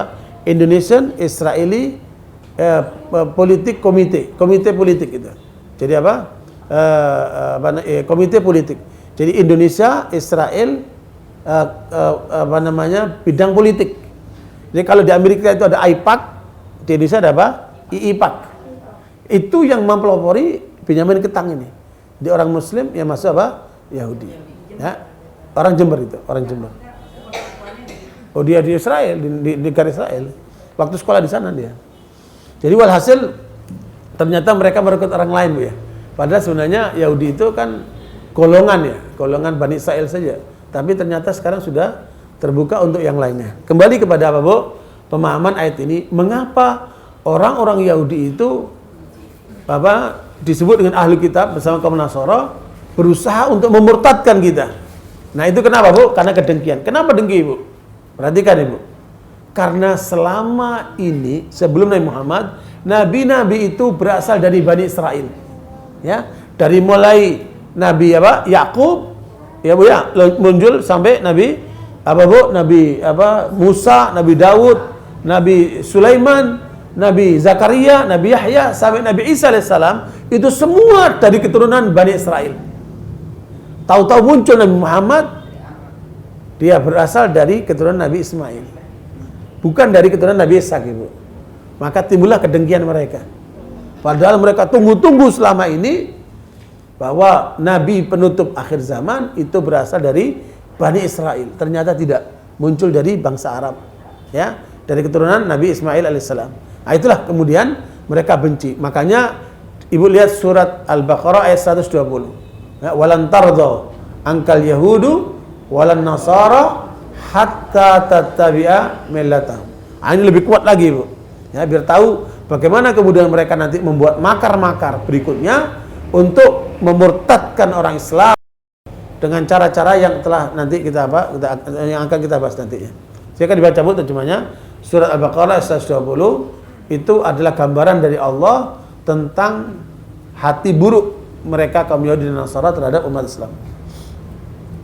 Dan orang-orang Yahudi dan Nasrani tidak akan rela kepadamu, Muhammad, sebelum engkau mengikuti agama mereka. Katakanlah, sesungguhnya petunjuk Allah itulah petunjuk yang sebenar-benarnya. Dan jika engkau mengikuti keinginan mereka setelah ilmu kebenaran sampai kepadamu, tidak akan ada bagimu pelindung dan penolong dari Allah. Ya, barakallahu Ibu sekalian, kalau dari kaum Yahudi yang ada di Palestina mana-mana itu, mereka itu ditekan, dijajah oleh Romawi, Bu ya. Mereka kabur kemana-mana sampailah ke Madinah, Ibu. Nah, ketika di Madinah kan oleh Rasul didakwain mereka, Ibu. Abdullah bin Salam masuk Islam, tetapi kebanyakannya menolak dan merancang untuk membunuh Nabi Muhammad SAW. Ya, berapa kali mereka mengundang Nabi untuk kasih makan, tapi makannya dikasih racun. Sehingga makanan itu ngomong, aku diracun, jangan dimakan. Ya, itu atas kebesaran Allah Taala. Tapi sebagian sahabat ikut makan, terbunuh, Ibu. Sehingga orang yang ngasih makan itu dihukum apa? Dihukum apa, Bu? Kisos, ya, karena telah membunuh. Nabi pun pernah berjalan, tiba-tiba dilemparkan batu besar dari atas untuk membunuh Nabi. Akhirnya Nabi diberitahu sehingga Nabi bisa menghindar. Nah, itu sering kali terjadi seperti itu, Ibu. Kenapa? Kedengkian yang ada di dalam diri mereka. Makanya ini harus menjadi pedoman buat kita. Berhati-hatilah kepada kaum Yahudi dan Nasara, karena mereka akan terus berusaha apa, Bu? Memurtadkan kita. Jangan underestimate. Seperti seorang perempuan mau dinikahi dengan laki kafir dari ahli kitab dengan alasan kita dakwain dia, nggak bisa. Ya, karena itu merupakan suatu hal yang sudah ditanamkan di dalam mereka untuk bagaimana memurtadkan orang Islam, sehingga harus ditutup pintunya ke arah itu. Ya, barakallahu Ibu sekalian. Sampai pada saatnya kaum munafikin itu dijadikan alat oleh kaum Yahudi untuk apa, Bu? Untuk merongrong Islam dari dalam. Sampailah terjadi peristiwa tahun ke-7, Ibu. Apa itu, Bu? Kaum Yahudi melakukan pengkhianatan terhadap Rasulullah, sehingga dengan mereka melanggar janji, akhirnya mereka diserang sama Nabi dan pasukan umat Islam dan diusir dari Madinah. Ya, Bu, maka sejak itu yang namanya Khaybar itu benteng terakhir kaum Yahudi di Madinah, Ibu. Mereka diusir oleh Rasulullah SAW dari Madinah. Mereka menyebarlah ke Yaman, ke Irak, ke Syria, ya Bu ya. Dari sanalah mereka menuju ke Eropa. Dari Eropa lah kemudian mereka datang ke Indonesia, ya Bu, dan datang ke negeri-negeri lain. Jadi dari mana orang Yahudi masuk ke Indonesia, Bu? Dari Eropa, ya. Nah, disinilah Bu peristiwanya, namanya apa, Bu? Diaspora. Ya, ketika mereka diusir, mereka diaspora. Nah, perlu diketahui bahwa kaum Yahudi itu terpecah menjadi berapa kelompok, Ibu? Ada yang tahu nggak? Yahudi itu terpecah menjadi berapa kelompok, Ibu? Hah? Nabi menyebutkan jadi 71. Kalau apa, Bu? Kalau keturunannya 12, ya. Tapi kalau ajarannya terpecah menjadi berapa, Bu? 71 golongan. Ya, satu yang benar ngikuti nabinya. 70 yang apa? Menyimpang, ya. Nah, kaum Nasara terpecah menjadi berapa, Bu? 72 golongan. Satu yang benar ngikuti nabinya, yang lain apa, Bu? Menyimpang. Nah, pertanyaannya, umat Islam berpecah jadi berapa, Bu? 73 golongan. Lebih banyak dari mereka. Ya, makanya doa Rasulullah untuk menyatukan umat itu tidak dipenuhi oleh Allah, sehingga doa-doa lainnya dipenuhi kecuali satu itu, Bu, persatuan itu. Makanya usaha persatuan harus dari kita, Ibu, ya. Makanya upaya untuk ke arah itu harus kita lakukan. Barakallahu fikum. Saya menyampaikan dalam forum di pertemuan ulama itu yang mendapat perhatian dari para ulama-ulama besar. Saya menyampaikan dua. Jadi secara praktek persatuan Indonesia itu bisa kita lakukan dengan dua pola. Yang pertama adalah harus ada ulama karismatik. Itulah terjadi peristiwa Masyumi. Masyumi itu persatuan umat Islam Indonesia, ya Bu, ya, dari semua golongan untuk memenangkan perjuangan Islam di Indonesia. Ya, kenapa? Ada ulama besar, ada Kiai Haji Hashim Asy'ari, ada Pak Natsir segala macam. Yang dihadapi siapa? PKI dan kelompok sekuler. Ya. Nah, setelah itu belum ada lagi persatuan seperti itu di Indonesia. Nah, alhamdulillah kita mencoba melangkah menyatukan umat Islam menghadapi musuh bersama. Alhamdulillah terbentuklah ANAS, Aliansi Nasional Anti Syiah. Persatuan ulama-ulama besar, ulama-ulama untuk menghadapi Syiah. Berarti apa? Pola kedua, hadapkan umat terhadap musuh bersama. Kemudian alhamdulillah kemarin kita berkumpul menyatukan gerakan umat Islam melawan pemurtadan dan kristenisasi. Terbentuklah namanya KNAP, Komisi Nasional Anti Pemurtadan, yaitu menyatukan langkah-langkah menghadapi gerakan pemurtadan. Maknanya pengalaman kita di Indonesia ada dua, yaitu bersatunya umat karena ada ulama besar karismatik. Ini sekarang hampir tidak ada, Ibu. Ya. Yang kedua adalah menyatukan umat dengan cara menghadapkan musuh bersama. Nah, ini insya Allah ternyata bisa kita lakukan, Ibu. Nah, barakallahu kembali kepada kaum Yahudi itu, mereka diaspora ke hampir seluruh negara, termasuk ke Indonesia. Nah, sekarang pertanyaannya, Bu, bagaimana Yahudi bisa masuk ke Indonesia? Ya, Bu, melalui para penjajah VOC, Bu, ya, yang alasannya untuk dagang. Ternyata di sana ada 20 orang Yahudi, Bu. Berapa, Bu? 20 orang Yahudi yang tergabung dalam rombongan yang apa dari Belanda ke Indonesia, yang tergabung namanya VOC itu, Bu. Jadi di sana ada pasukan, ada tentara, ada pedagang, ya Bu, ya. Ada apa, Bu? Penginjil. Nah, di antara mereka ada 20 orang Yahudi. Dari situlah kemudian menyebarlah Yahudi Indonesia, dan sekarang jumlah orang Yahudi Indonesia itu ada sekitar 1.500. Tadinya ada 3.000, 1.500 kembali ke negeri Israel. Yang 1.500 masuk ke negeri Israel tapi balik ke Indonesia. Dan mereka inilah yang sekarang sedang menjalankan misi untuk kepentingan Yahudi di Indonesia. Ya Bu, ya. Itu gambarannya. Adapun yang di Eropa dan di Amerika, ya Bu, ya, termasuk yang di Rusia dan yang lainnya, mereka terus melakukan upaya untuk penguatan buat mendukung yang ada di negeri Israel. Pertanyaannya, bagaimana terbentuknya negeri Israel? Dan bagaimana Yahudi bisa menguasai dunia ini, Bu? Sekarang ini kekuasaan dunia di tangan siapa ini, Bu? Yahudi. Kok bisa mereka menguasai Yahudi? Caranya gimana, Ibu? Nah, Bu, perhatikan, Ibu. Di Basel, Switzerland, berkumpullah 200 pemimpin Yahudi dunia. Ya, mewakili diaspora mereka di berbagai negara. Kumpullah di mana, Bu? Di Switzerland. Makanya Switzerland ini menjadi pusat gerakan Yahudi, Bu. Ya. Berkumpullah mereka di sana tahun 1897. Dan lahirlah namanya protokol Zionis. Apa, Bu? Protokol Zionis. Apa isinya, Ibu? Apa isinya, Bu? Ada 3. Protokol Zionis ini ada tiga isinya, Bu. Ya. Mereka merancang langkah-langkah untuk mencapai 3 hal. Ya, yang pertama mendirikan negara Israel. Ya, Bu. Tahun itu mereka belum punya negara, Bu, ya. Masih diaspora, Bu. 1897. Ya.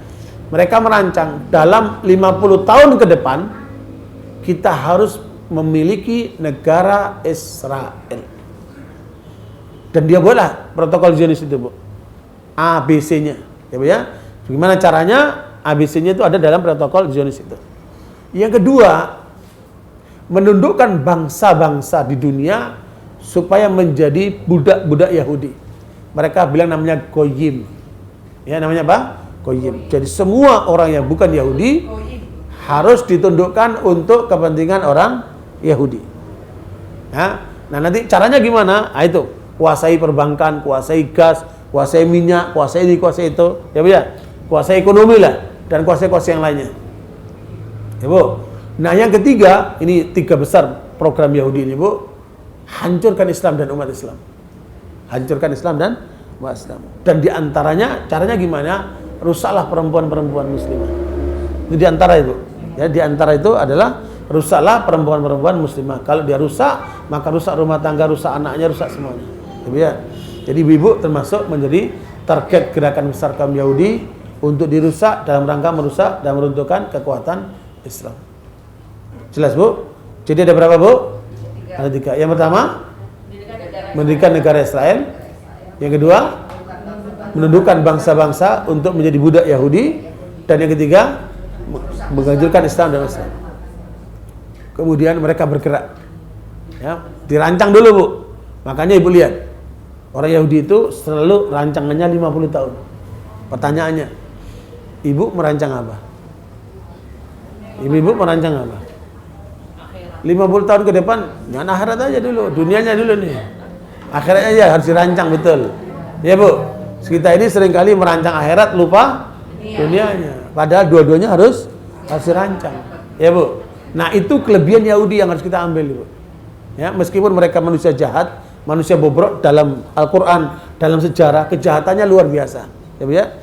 Bahkan kajian historis terhadap gerakan Yahudi, tidak ada satu kekuatan Yahudi di dunia dalam sejarah kecuali mereka membuat kerusakan-kerusakan. Dan itulah yang menjadikan kenapa Hitler, ya, Bu, ya, membunuh kaum Yahudi itu. Sebenarnya diperkirakan di Jerman itu dibunuh sekitar 600.000, Ibu. Tapi orang Yahudi dibesar-besarkan, exaggerated, sampai mencapai 3 juta. Itu berlebihan. Ya, kira-kira 600. Tapi itu sebabnya kenapa, Ibu? Ya, Bu, Ibu baca buku karangan Hitler, Bu. Judulnya Mein Kampf, Perjuanganku. Hitler menyebutkan kenapa kok diperlakukan kejam itu Yahudi. Karena Yahudi itu menguasai Jerman dan perilaku mereka sangat menyebalkan. Perilaku mereka sangat menyakitkan. Ya, kekejaman mereka luar biasa. Sehingga Hitler yang tadinya miskin bangkit untuk melawan kaum Yahudi itu, Ibu. Yang belum kelihatan di Amerika ini. Ya. Bagaimana gerakan Amerika untuk menghadang gerakan Yahudi yang sekarang menguasai Amerika itu, Ibu. Ya. Eropa sudah bangkit dengan apa? Jerman. Amerika belum. Tapi kemungkinan akan muncul, Ibu. Gerakan-gerakan yang anti Yahudi itu, anti-Semitism. Tapi undang-undang sudah dibikin sama Yahudi, apa? Anti-Semitism. Jadi semua pihak yang berusaha untuk memojokkan Yahudi langsung berhubungan dengan apa? Dengan apa? Polisi, dengan apa? Federal dan sebagainya, Bu, ya. Nah, ala-kulal barakallahu itu gambaran bagaimana kaum Yahudi itu membuat rancangan selama 50 tahun. Perhatikan, Ibu. Berhasil tidak? Pas 1947 berdirilah negara Israel di Palestina. Waktu itu penjajah yang terkuat mana, Bu? Inggris. Inggris menawarkan kepada kaum Yahudi, kalau kalian ingin negara, kami kasih Uganda. Ambil Uganda itu. Uganda di mana, Bu? Di Afrika. Kata mereka, kami nggak mau Uganda, kami mau Palestina. Itu negeri nenek moyang kami. Ya, maunya apa, Bu? Palestina. Padahal tadi apa? Palestina kaitan dengan apa? Yahudi. Palestina itu milik orang-orang Arab sebenarnya, tapi kemudian diklaim sama Yahudi. Ala kulli hal, Ibu sekalian, Yang terjadi adalah masuklah mereka melewati Inggris dengan perjanjian Balfour, masuk ke Palestina. Artinya mereka tadinya memiliki sedikit, Bu, beli tanah segala macam, beli kekuasaan. Lama-lama mereka membantai satu desa dari Yasin namanya. Perempuannya dibantai, laki dibantai, tapi di filmin, Bu, difotoin, Bu.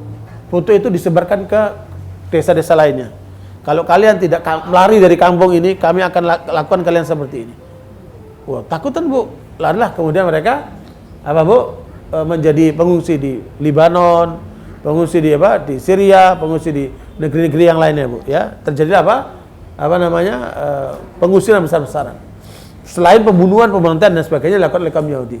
Sampailah kemudian mereka menguasai Israel, menguasai Palestina, dan berdirilah negara Israel resmi tahun 1947. Berarti rancangan besar mereka berhasil. Tinggal 2 rancangan besar berikutnya. Ngapain, Bu?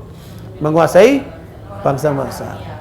Nah, dikuasailah emas, dikuasailah perbankan, dikuasailah pasar, dibikinlah film Hollywood, ya, Bu, dibikinlah McDonald, kemudian dibikinlah fashion macam-macam, dibikinlah bola, dibikin macam-macam bentuk. Dengan cara-cara itu ternyata secara nggak sadar semuanya kita, Bu, dikendalikan oleh mereka. Ya. Makanya yang menarik, Bu, 95% orang Islam Indonesia terlibat dengan bank-bank konvensional. Maknanya apa? Ibu-ibu yang punya kartu kredit dari bank-bank konvensional, itu saya pastikan nama ibu, data ibu ada di Israel sana. Ada di Bank Dunia, dan itu ada di mana, Bu? Di negeri Israel sana. Semua dimonitor, Ibu. Jadi memang mereka sekarang menguasai lewat apa, Bu? Lewat palapa. Ya, Bu, lewat palapa. Lewat satelit. Dan apa saja sekarang bisa dikontrol sama mereka. Jadi memang otaknya itu hebat dan kejahatannya juga luar biasa. Ya, tujuannya adalah menundukkan bangsa-bangsa, dan yang terakhir adalah menghancurkan Islam di sini mereka mentok, Ibu. Bagaimana menghancurkan Islam? Karena umat Islam tidak pernah punah. Umat Islam tidak pernah punah. Caranya bagaimana, Ibu? Menghancurkan umat Islam dari dalam. Pertanyaannya, bagaimana sejak 47 negeri Israel itu yang ada di Arab sana kok tidak bisa terkalahkan? Padahal jumlah mereka itu di sana cuma berapa, Bu? 16 sampai 20 juta. Kok bisa mengalahkan 250 juta orang-orang Arab itu, Ibu? Kenapa, Ibu? Tahu apa cara mereka, Ibu? Gimana caranya, Ibu? Ini otaknya Yahudi, Ibu. Ya. Orang-orang Arab itu tidak boleh punya pemimpin yang kuat.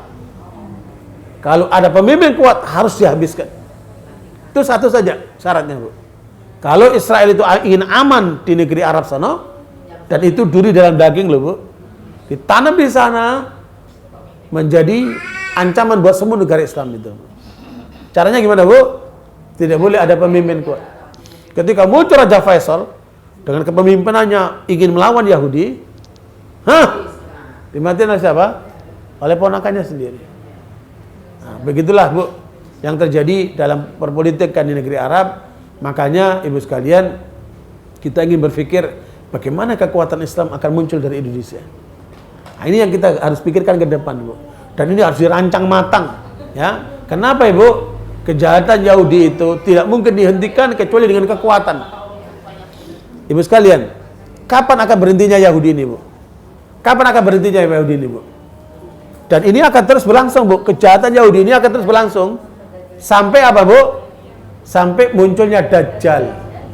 Ya, Dajjal itu adalah representasi kejahatan Yahudi yang paling hebat nanti, Ibu. Yang bisa menghentikan siapa, Ibu?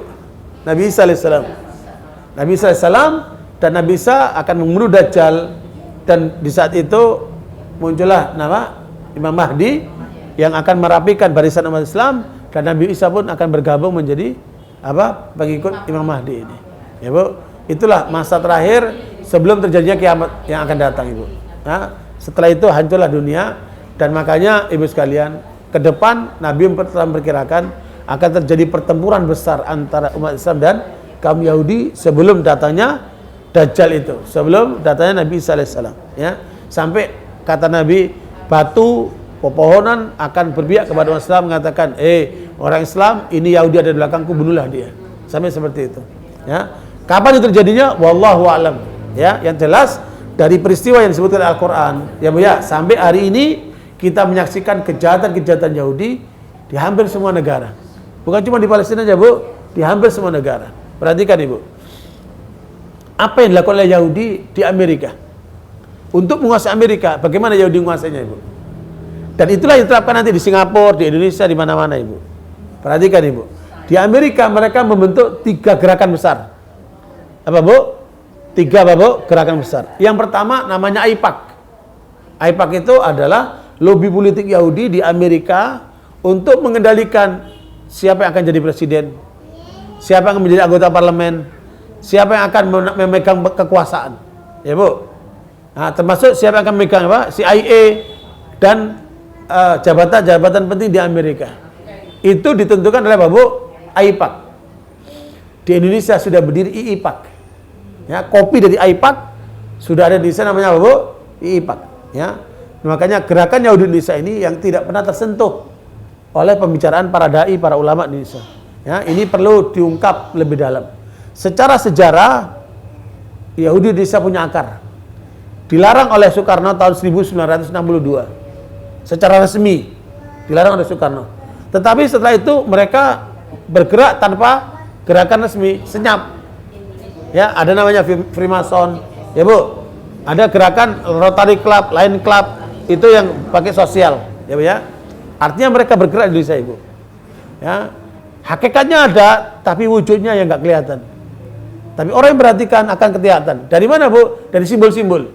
Ibu kalau pergi ke Sumatera, ke Sulawesi Utara, ya Bu, simbol-simbol Yahudi itu diresmikan pakai anggaran belanja daerah Ibu. Jadi simbol-simbol Yahudi di sana itu dipasang dipajang, dibangun pakai anggaran daerah Ibu, APBD. Ya. Itu akan nampak sekali. Makanya gerakan Yahudi ini pusatnya dari mana Bu? Di Manado, ya.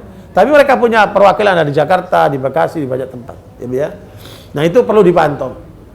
Kalau dulu sebelum dilarang, pusat gerakan Yahudi ada di mana Ibu? Tahu Bu?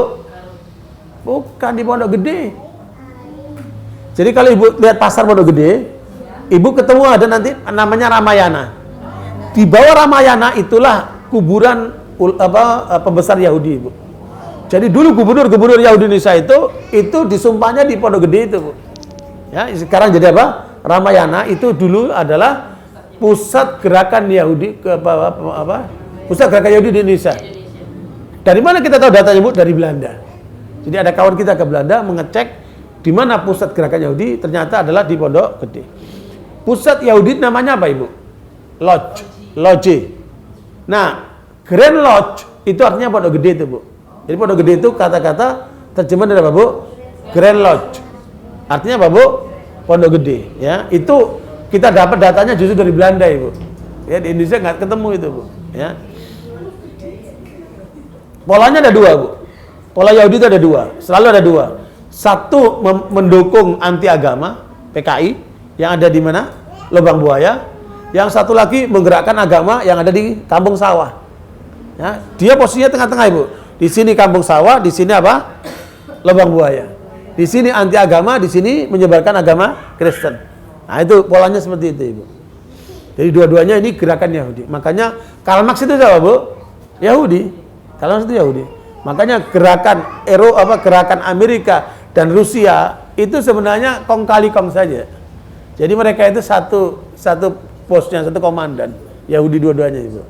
Baik Rusia maupun Amerika. Makanya Huntington mengatakan ancaman terbesar bagi Barat, bagi Amerika adalah Islam. Ya. Bukan Rusia, bukan yang lainnya. Mereka itu sudah satu bagian Ibu. Nah, kembali kepada apa? Gerakan Yahudi ini sekarang dominasi mereka ada di negeri Israel dan dukungan dari semua komponen Yahudi di dunia semua mendukung kemana Bu? Ke negeri Israel. Sekarang pertanyaannya, apa yang harus dilakukan oleh umat Islam? Apa yang harus dilakukan umat Islam? Ya, Bu, di Al-Quran disebutkan Bu, Palestina ini, Bu, Al-Quran menyebutkan Palestina itu adalah negeri yang diberkahi. Kenapa, Ibu? Karena di sana ada kiblat pertama umat Islam, yaitu apa? Aqsa. Ya, silakan Ibu lihat pertama surat Al-Isra ayat yang pertama, Ibu. Ya. Ada 5 ayat Al-Quran yang terkait dengan keberkahan Masjid Aqsa dan sekitarnya. Ibu catat, Bu, ya. Ibu lihat surat apa? Subhanalladzi asra bi abdi laila minal masjidil haram ila masjidil aqsa alladzi barakna haulahu linuriyahu min ayati. Itu adalah ayat pertama. Surat apa? Al-Isra. Coba dibaca terjemahnya, Bu.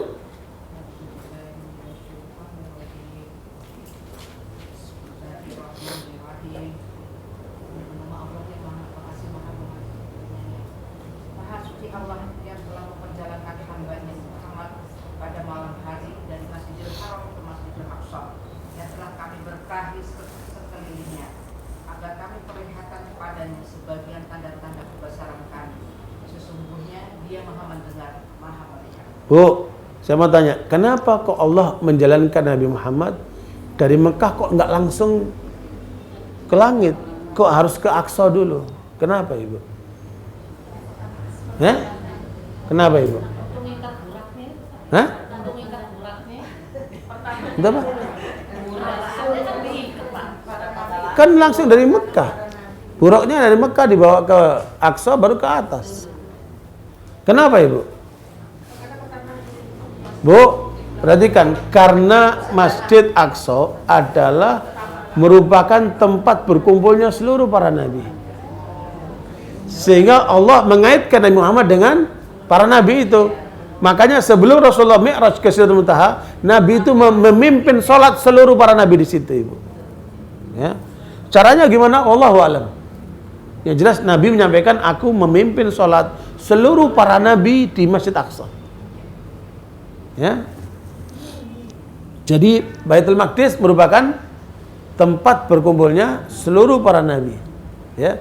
Maka Nabi Muhammad SAW pemimpin mereka, memimpin sholat dengan mereka, kemudian baru ke apa? Ke Mi'raj. Yang kedua, Ibu, ayat yang kedua. Surat Al-Anbiya ayat 17. Ya. Wa najainahu wa lutan ilal ardi allati barakna fiha lil alamin. Surat Al-Anbiya ayat 17. Cerita Nabi Ibrahim alaihissalam, ya. Seandainya kami hendak membuat sesuatu permainan, istri dan anak, tentulah kami membuatnya dari sisi kami. Jika kami benar-benar menghendaki berbuat demikian. Seandainya kami hendak membuat sesuatu permainan, istri dan anak, tentulah kami membuatnya dari sisi kami. Jika kami benar-benar menghendaki berbuat demikian. Sebenarnya kami melemparkan yang hak kebenaran kepada yang batil atau tidak benar. Lalu yang hak itu menghancurkannya. Maka seketika itu yang batil lenyap. Celakalah kamu karena kamu menyifati Allah dengan sifat-sifat yang tidak pantas baginya. Dan miliknya siapa yang di langit dan di bumi dan malaikat-malaikat di sisinya. Tidak mempunyai rasa angkuh untuk menyembahnya dan tidak pula merasa letih. Ibu baca surat apa, Ibu? Al-Anbiya Ayat 17.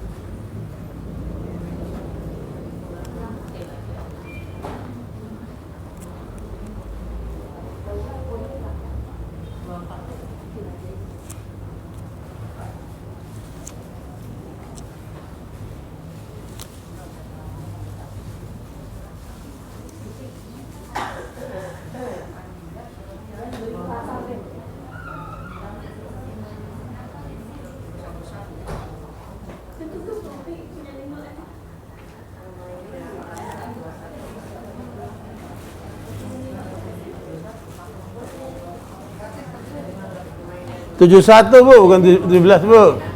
71. 1 ayat 21. Buka Al-Anbiya 71. Oh, bukan 17 ya. Bukan 17, 71. Salah nih. Al-Anbiya 71. Dan kami selamatkan dia, Nabi Ibrahim dan Lut ke sebuah negeri yang Nah. kami berkahi untuk seluruh Nah itu. Negeri yang diberkahi apa, Bu? Aqsa itu sekitarnya itu Palestina. Ya. Makanya yang dihancurkan itu di mana, Bu? Yang kita lihat tuh, Bu, yaitu Laut Mati.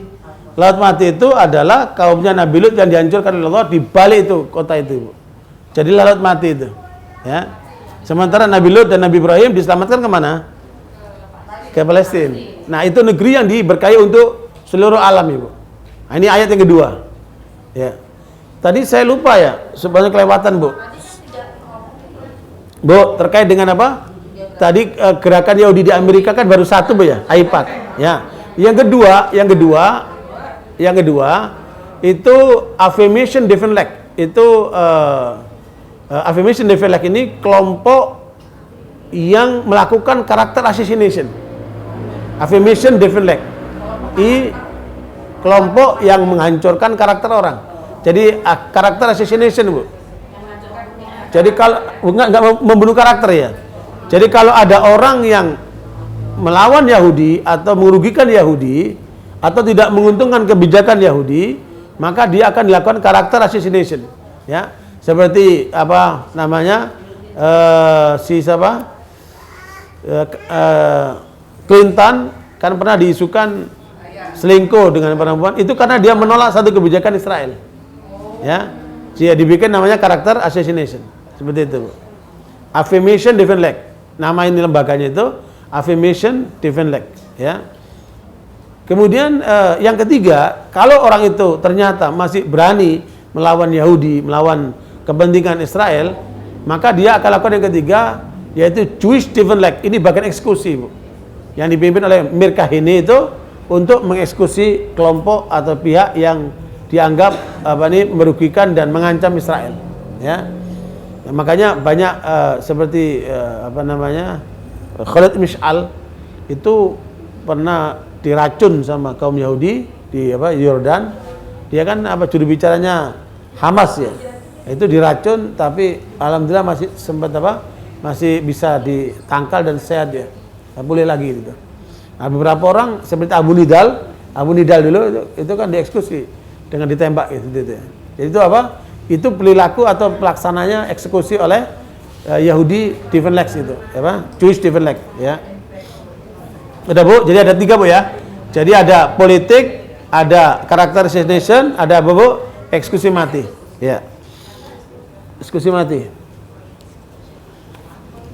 Sekarang poin yang ketiga, Bu ya, ayat yang dalam Al-Quran yang terkait dengan diberkahinya Palestina, yaitu surat Al-A'raf ayat 137, Ibu. Wa awrathna al-qaum alladziina kaanu yustad'afuna masyariqal ardi wa maghriba allati barakna fiha wa tammat kalimatu rabbikal husna 'ala bani Israil bima sabaru. Jadi ini terkait dengan kaum Musa alaihissalam setelah setelah ditenggelamkannya Firaun dan kaumnya. Surat Al-A'raf ayat 137. Ya, pemberitahuan dari Allah tentang Palestina yang diberkahi oleh Allah SWT.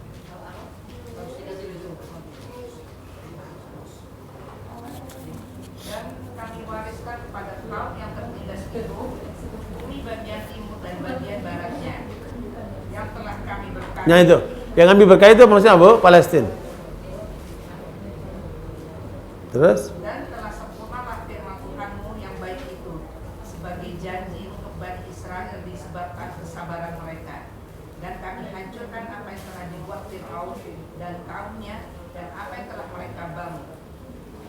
Ya, ternyata setelah itu mereka ingkar lagi, Bu. Ya. Ini hal yang menunjukkan bahwa memang bumi Palestina itu diberkahi oleh Allah Ta'ala. Ini ayat ketiga. Yang keempat, yaitu surat Al-Anbiya 81 tentang kisah Nabi Sulaiman alaihissalam. Wali Sulaiman ar-riha asifatan tajri bi amri ila al-ardi allati barakna fiha.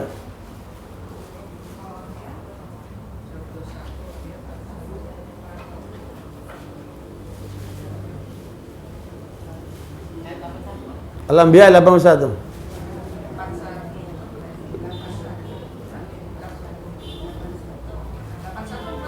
81. 81. Dan kami perlukan untuk Sulaiman angin yang sangat kencang tiupannya dan berhembus dengan perintahnya ke negeri yang kami beri berkat. Nah itu berkah di sini apa? Makanya pusat kekuasaan Nabi Sulaiman di mana? Di Palestina. Makanya ada Solomon Temple, Bu, ya. Itu tempat ibadahnya Nabi Sulaiman di Masjid Aqsa itu. Ya. Jadi memang Masjid Aqsa itu pusat berkumpulnya para nabi. Iya. Yang kelima yaitu di surat Saba ayat 18. Cerita tentang apa? Saba. Yang Ratu Saba mendatangi Nabi Sulaiman alaihissalam.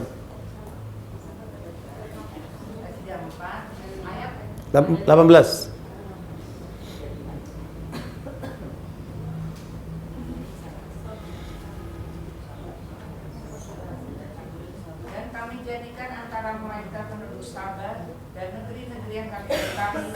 Nah, negeri-negeri berkah itu apa? Palestina dan sekitarnya. Beberapa negeri yang berdekatan dan kami tetapkan antara negeri-negeri itu jarak perjalanan. Berjalanlah kamu di negeri-negeri itu pada malam dan siangnya dan siang hari dengan aman. Ya, ibu sekalian, jadi Palestina adalah negeri yang diberkahi oleh Allah dengan dasar 5 ayat tadi, sehingga karenanya kapan Palestina itu jatuh ke tangan umat Islam? Yaitu pada pemerintahan Umar bin Khattab. Ya. Jadi selama ini Palestina itu menjadi rebutan, Ibu, dari berbagai agama, dari berbagai komponen penguasa, kemudian jatuh ke tangan umat Islam pada masa pemerintahan Umar bin Khattab dan kemudian diserahkan oleh kepala pendeta Palestina untuk diserahkan langsung kepada Umar bin Khattab. Makanya ibu sekalian, maka dibuatlah perjanjian namanya perjanjian Umar bin Khattab, Asy-Syurutul Umariyah. Perjanjian Umar bin Khattab di mana kaum Nasara, ya Bu ya, itu diberikan hak untuk beribadah tidak diganggu. Dan itu merupakan toleransi yang luar biasa dari umat Islam. Makanya Bu perhatikan, ada ungkapan jangan kalian mengajari umat Islam untuk bertoleransi. Kenapa Ibu? Perhatikan Ibu, orang Islam itu hormat kepada nabinya Yahudi. Mulai dari Nabi Ishak, Yakub, ya Bu ya, sampai kepada Nabi Isa alaihissalam. Kita hormat. Tapi mereka hormat nggak dengan Nabi kita? Berarti mereka memang tidak toleran. Jadi kita ini sangat toleran, luar biasa. Ya.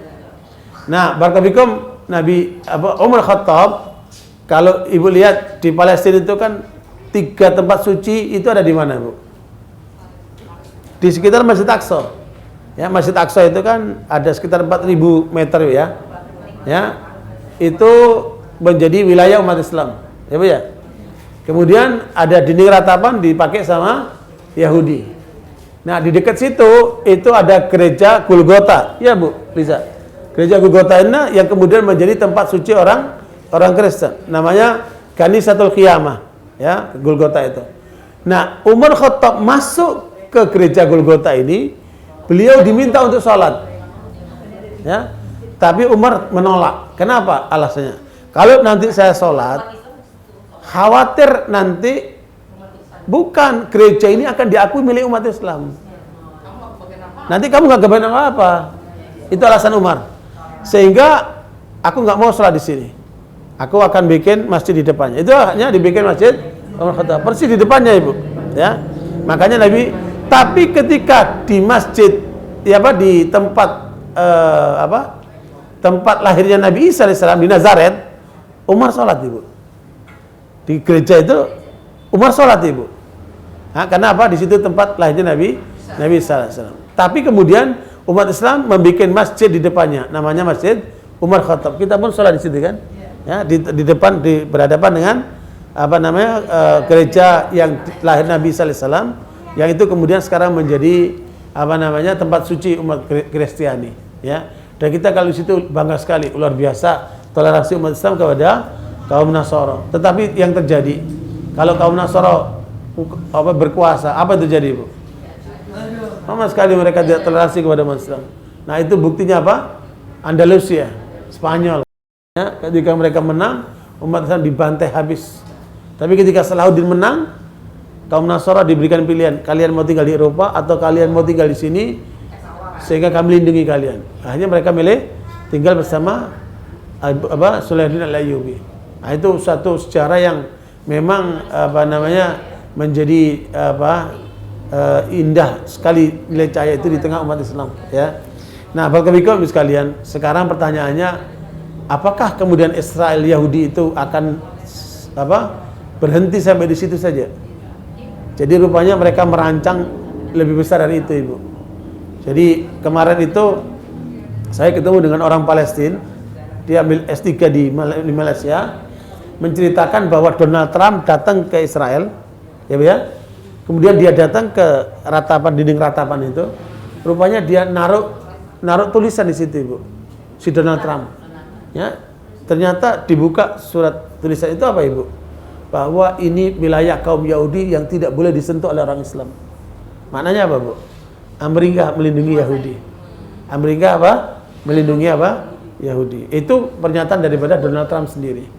Nah, di dalam rancangan protokol Zionis, rupanya orang Yahudi ini tidak hanya sebatas negeri Israel yang mereka inginkan sekarang, Bu, tapi mereka bikin Israel Raya.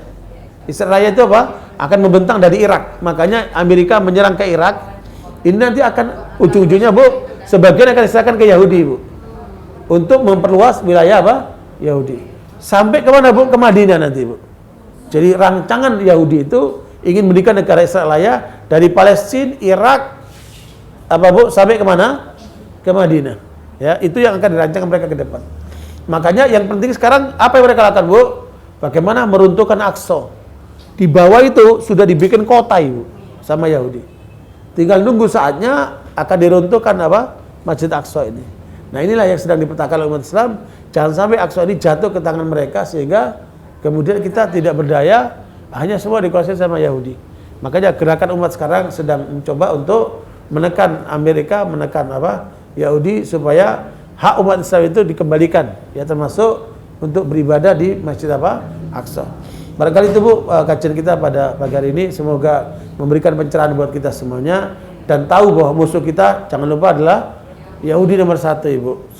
Kemudian yang lain-lain itu merupakan bagian daripada kerja-kerja Yahudi itu. Termasuk yang ada di Indonesia, jangan dilupakan itu. Wallahu a'lam bishawab. Muhammad. Barangkali ada pertanyaan sebelum ditutup? Apa itu? Ya, jadi IPAC, ya, Information Different Leg untuk Character Assassination. Yang ketiga adalah eksekusi. Namanya Jewish Different Leg. Jewish Different Leg itu untuk mengeksekusi, Ibu. Ya. Jadi itu 3 gerakan besar mereka akan dilakukan di banyak negara seperti itu, Ibu. Ya. Jadi bagian politik, kemudian bagian eksekusi character assassination, dan kemudian eksekusi mati. Wallahu a'lam bishawab. Ya, silakan.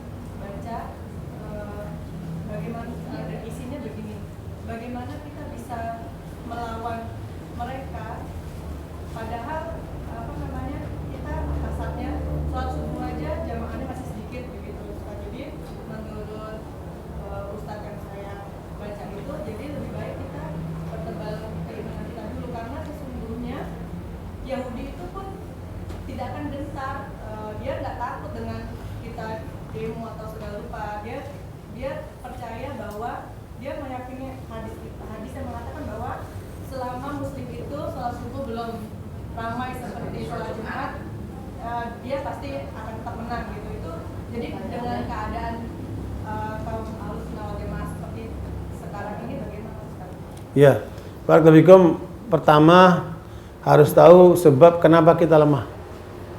Mengapa Yahudi yang sedikit itu mengalahkan kita yang hampir 2 miliar ini. Umat Islam di dunia ada berapa, Bu? Hampir 2 miliar. Ya, Bu ya? Tetapi kenapa kok kalah sama Yahudi yang cuma jumlahnya 20 jutaan? Nah, Nabi menyebutkan ada 2 sebabnya. Ya. Yang pertama Nabi menyebutkan yushiku antadat alaikumul umamu kama tadatul akalatu ila qas'atiha. Hampir-hampir bangsa-bangsa itu mengerubuti kalian seperti orang-orang mengkerubuti hidangan makanan. Ya, ringkasnya. Rasul ditanya, apakah di saat itu kita sedikit ya Rasulullah? Yang mengatakan tidak, kalian banyak, tapi kalian seperti buih. Di saat itu, musuh-musuh kalian tidak lagi takut kepada kalian. Ya, rasa takut musuh hilang kepada kita. Makanya ibu lihat, mereka berbuat semena-mena tanpa takut dari umat Islam. Ya, nah di saat yang sama, Rasulullah akan menyebutkan Allah menimpakan rasa wahan kepada diri kalian. Wahan ini penyakit umat ini, Bu. Apa itu wahan? Rasulullah menjawab, hubbud dunya wa karahiyatul maut. Cinta dunia dan takut mati. Sekarang pertanyaannya, untuk kembali bangkit melawan kekuatan Israel Yahudi itu, apa yang dilakukan, Bu? Apa yang dilakukan, Bu? Dunia kita ini yang harus kita pergunakan untuk membela Islam.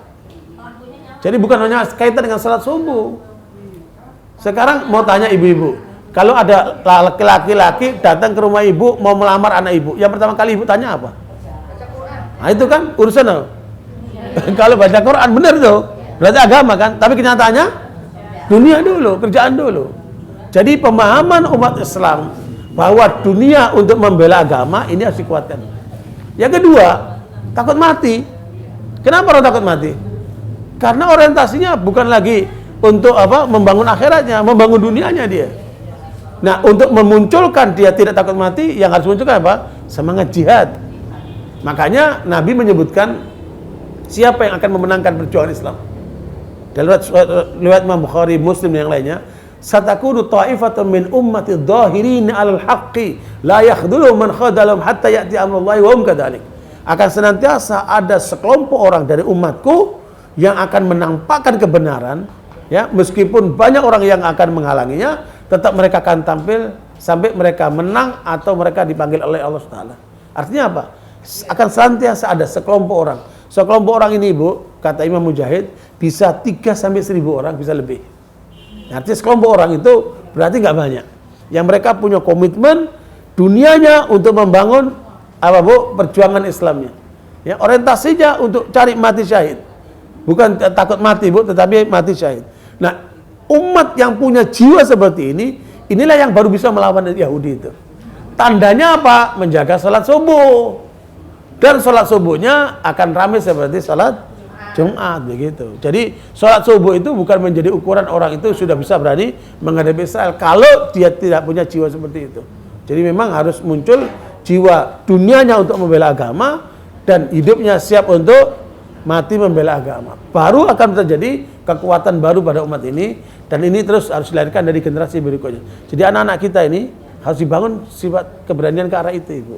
Orientasi kepada apa, Bu? Dunianya untuk membangun apa? Akhiratnya. Kemarin saya mengisi kajian di Jawa Timur, dihadiri oleh 5.000 lebih orang, Ibu. Yang saya sampaikan itu adalah bagaimana melahirkan generasi muslim hebat. Nah, di antaranya sifat itu munculkan untuk menghadapi Israel. Nggak mungkin dengan pola-pola yang sekarang terjadi tanpa harus ada semangat apa? Membela Islam. Jadi memang semua kita arahnya harus bagaimana kita memenangkan Islam dengan pola-pola jiwa dan keberanian yang dimiliki oleh orang-orang yang akan memperjuangkan Islam itu. Wallahu a'lam. Saya kira itu, Bu. Pak, itu punya bahasa apa? Bahasa Arab, Bu. Bahasa Arab. Kedua pertanyaan saya, Pak, mengenai Aqsa. Kan beberapa kali saya melihat serangan orang Yahudi itu ke sana, baik itu ke Gaza, ke tepi barat maupun ke Aqsa. Tapi ujung-ujungnya ketika mereka menembaki orang-orang itu, cuman di ujung-ujungnya saja masjid gitu. Jadi saya berprasangka bahwa itu rumahnya Allah, Allah akan jaga. Betul, kalau ngomongannya bisa gini, ngapain repot-repot sih? Allah akan menjaga. Tapi kan kita membela. Pertanyaan saya, Pak,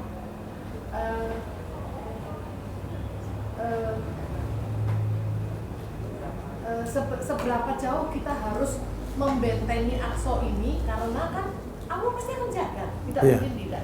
Ya, Barakallahu. Kalau bicara kekuatan Allah selesai.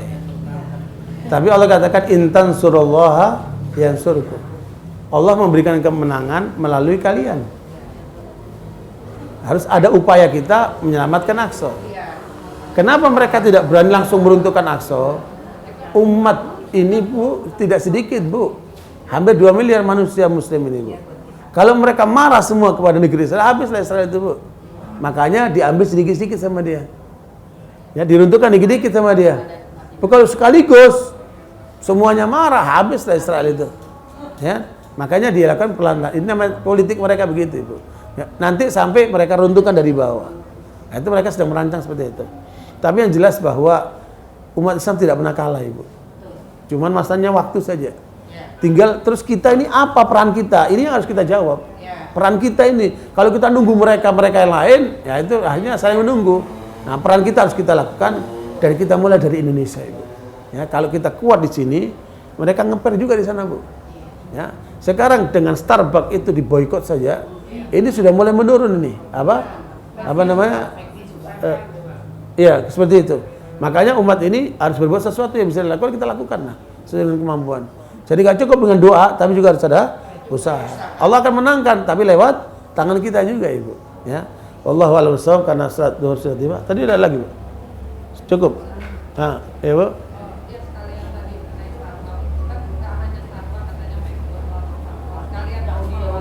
Lebih bagus kalau kita bisa boikot semuanya itu. Ya. Dan bahkan yang pengusahanya itu Muslim. Seperti McDonald itu datang kan Muslim, tapi kan franchise-nya ke sana juga. Iya. Makanya kalau kita boikot juga akan menghentikan bantuan ke sananya itu. Iya. Nah, itu usaha kita semampunya itu. Iya. Si bisnisnya. Ya, Bu Ida. Ada tambahan?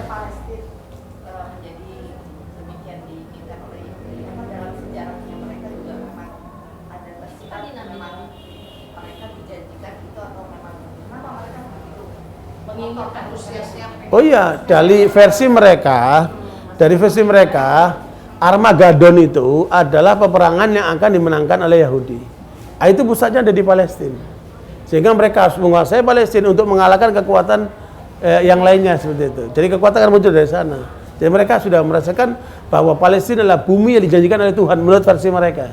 Seperti mereka begitu. Sehingga Palestina menjadi apa yang dilulukan oleh mereka seperti itu.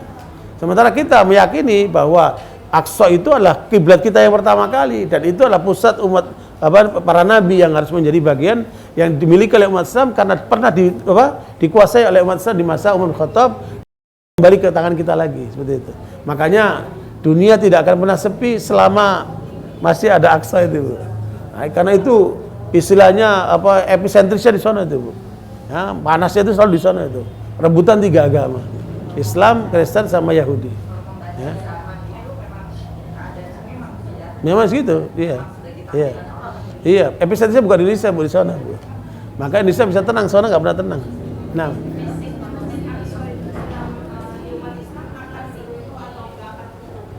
Enggak. Insya Allah enggak.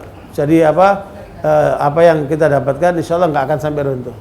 Hanya masalahnya perlu dibela, diperjuangkan sehingga tidak dilecehkan oleh mereka. Ya.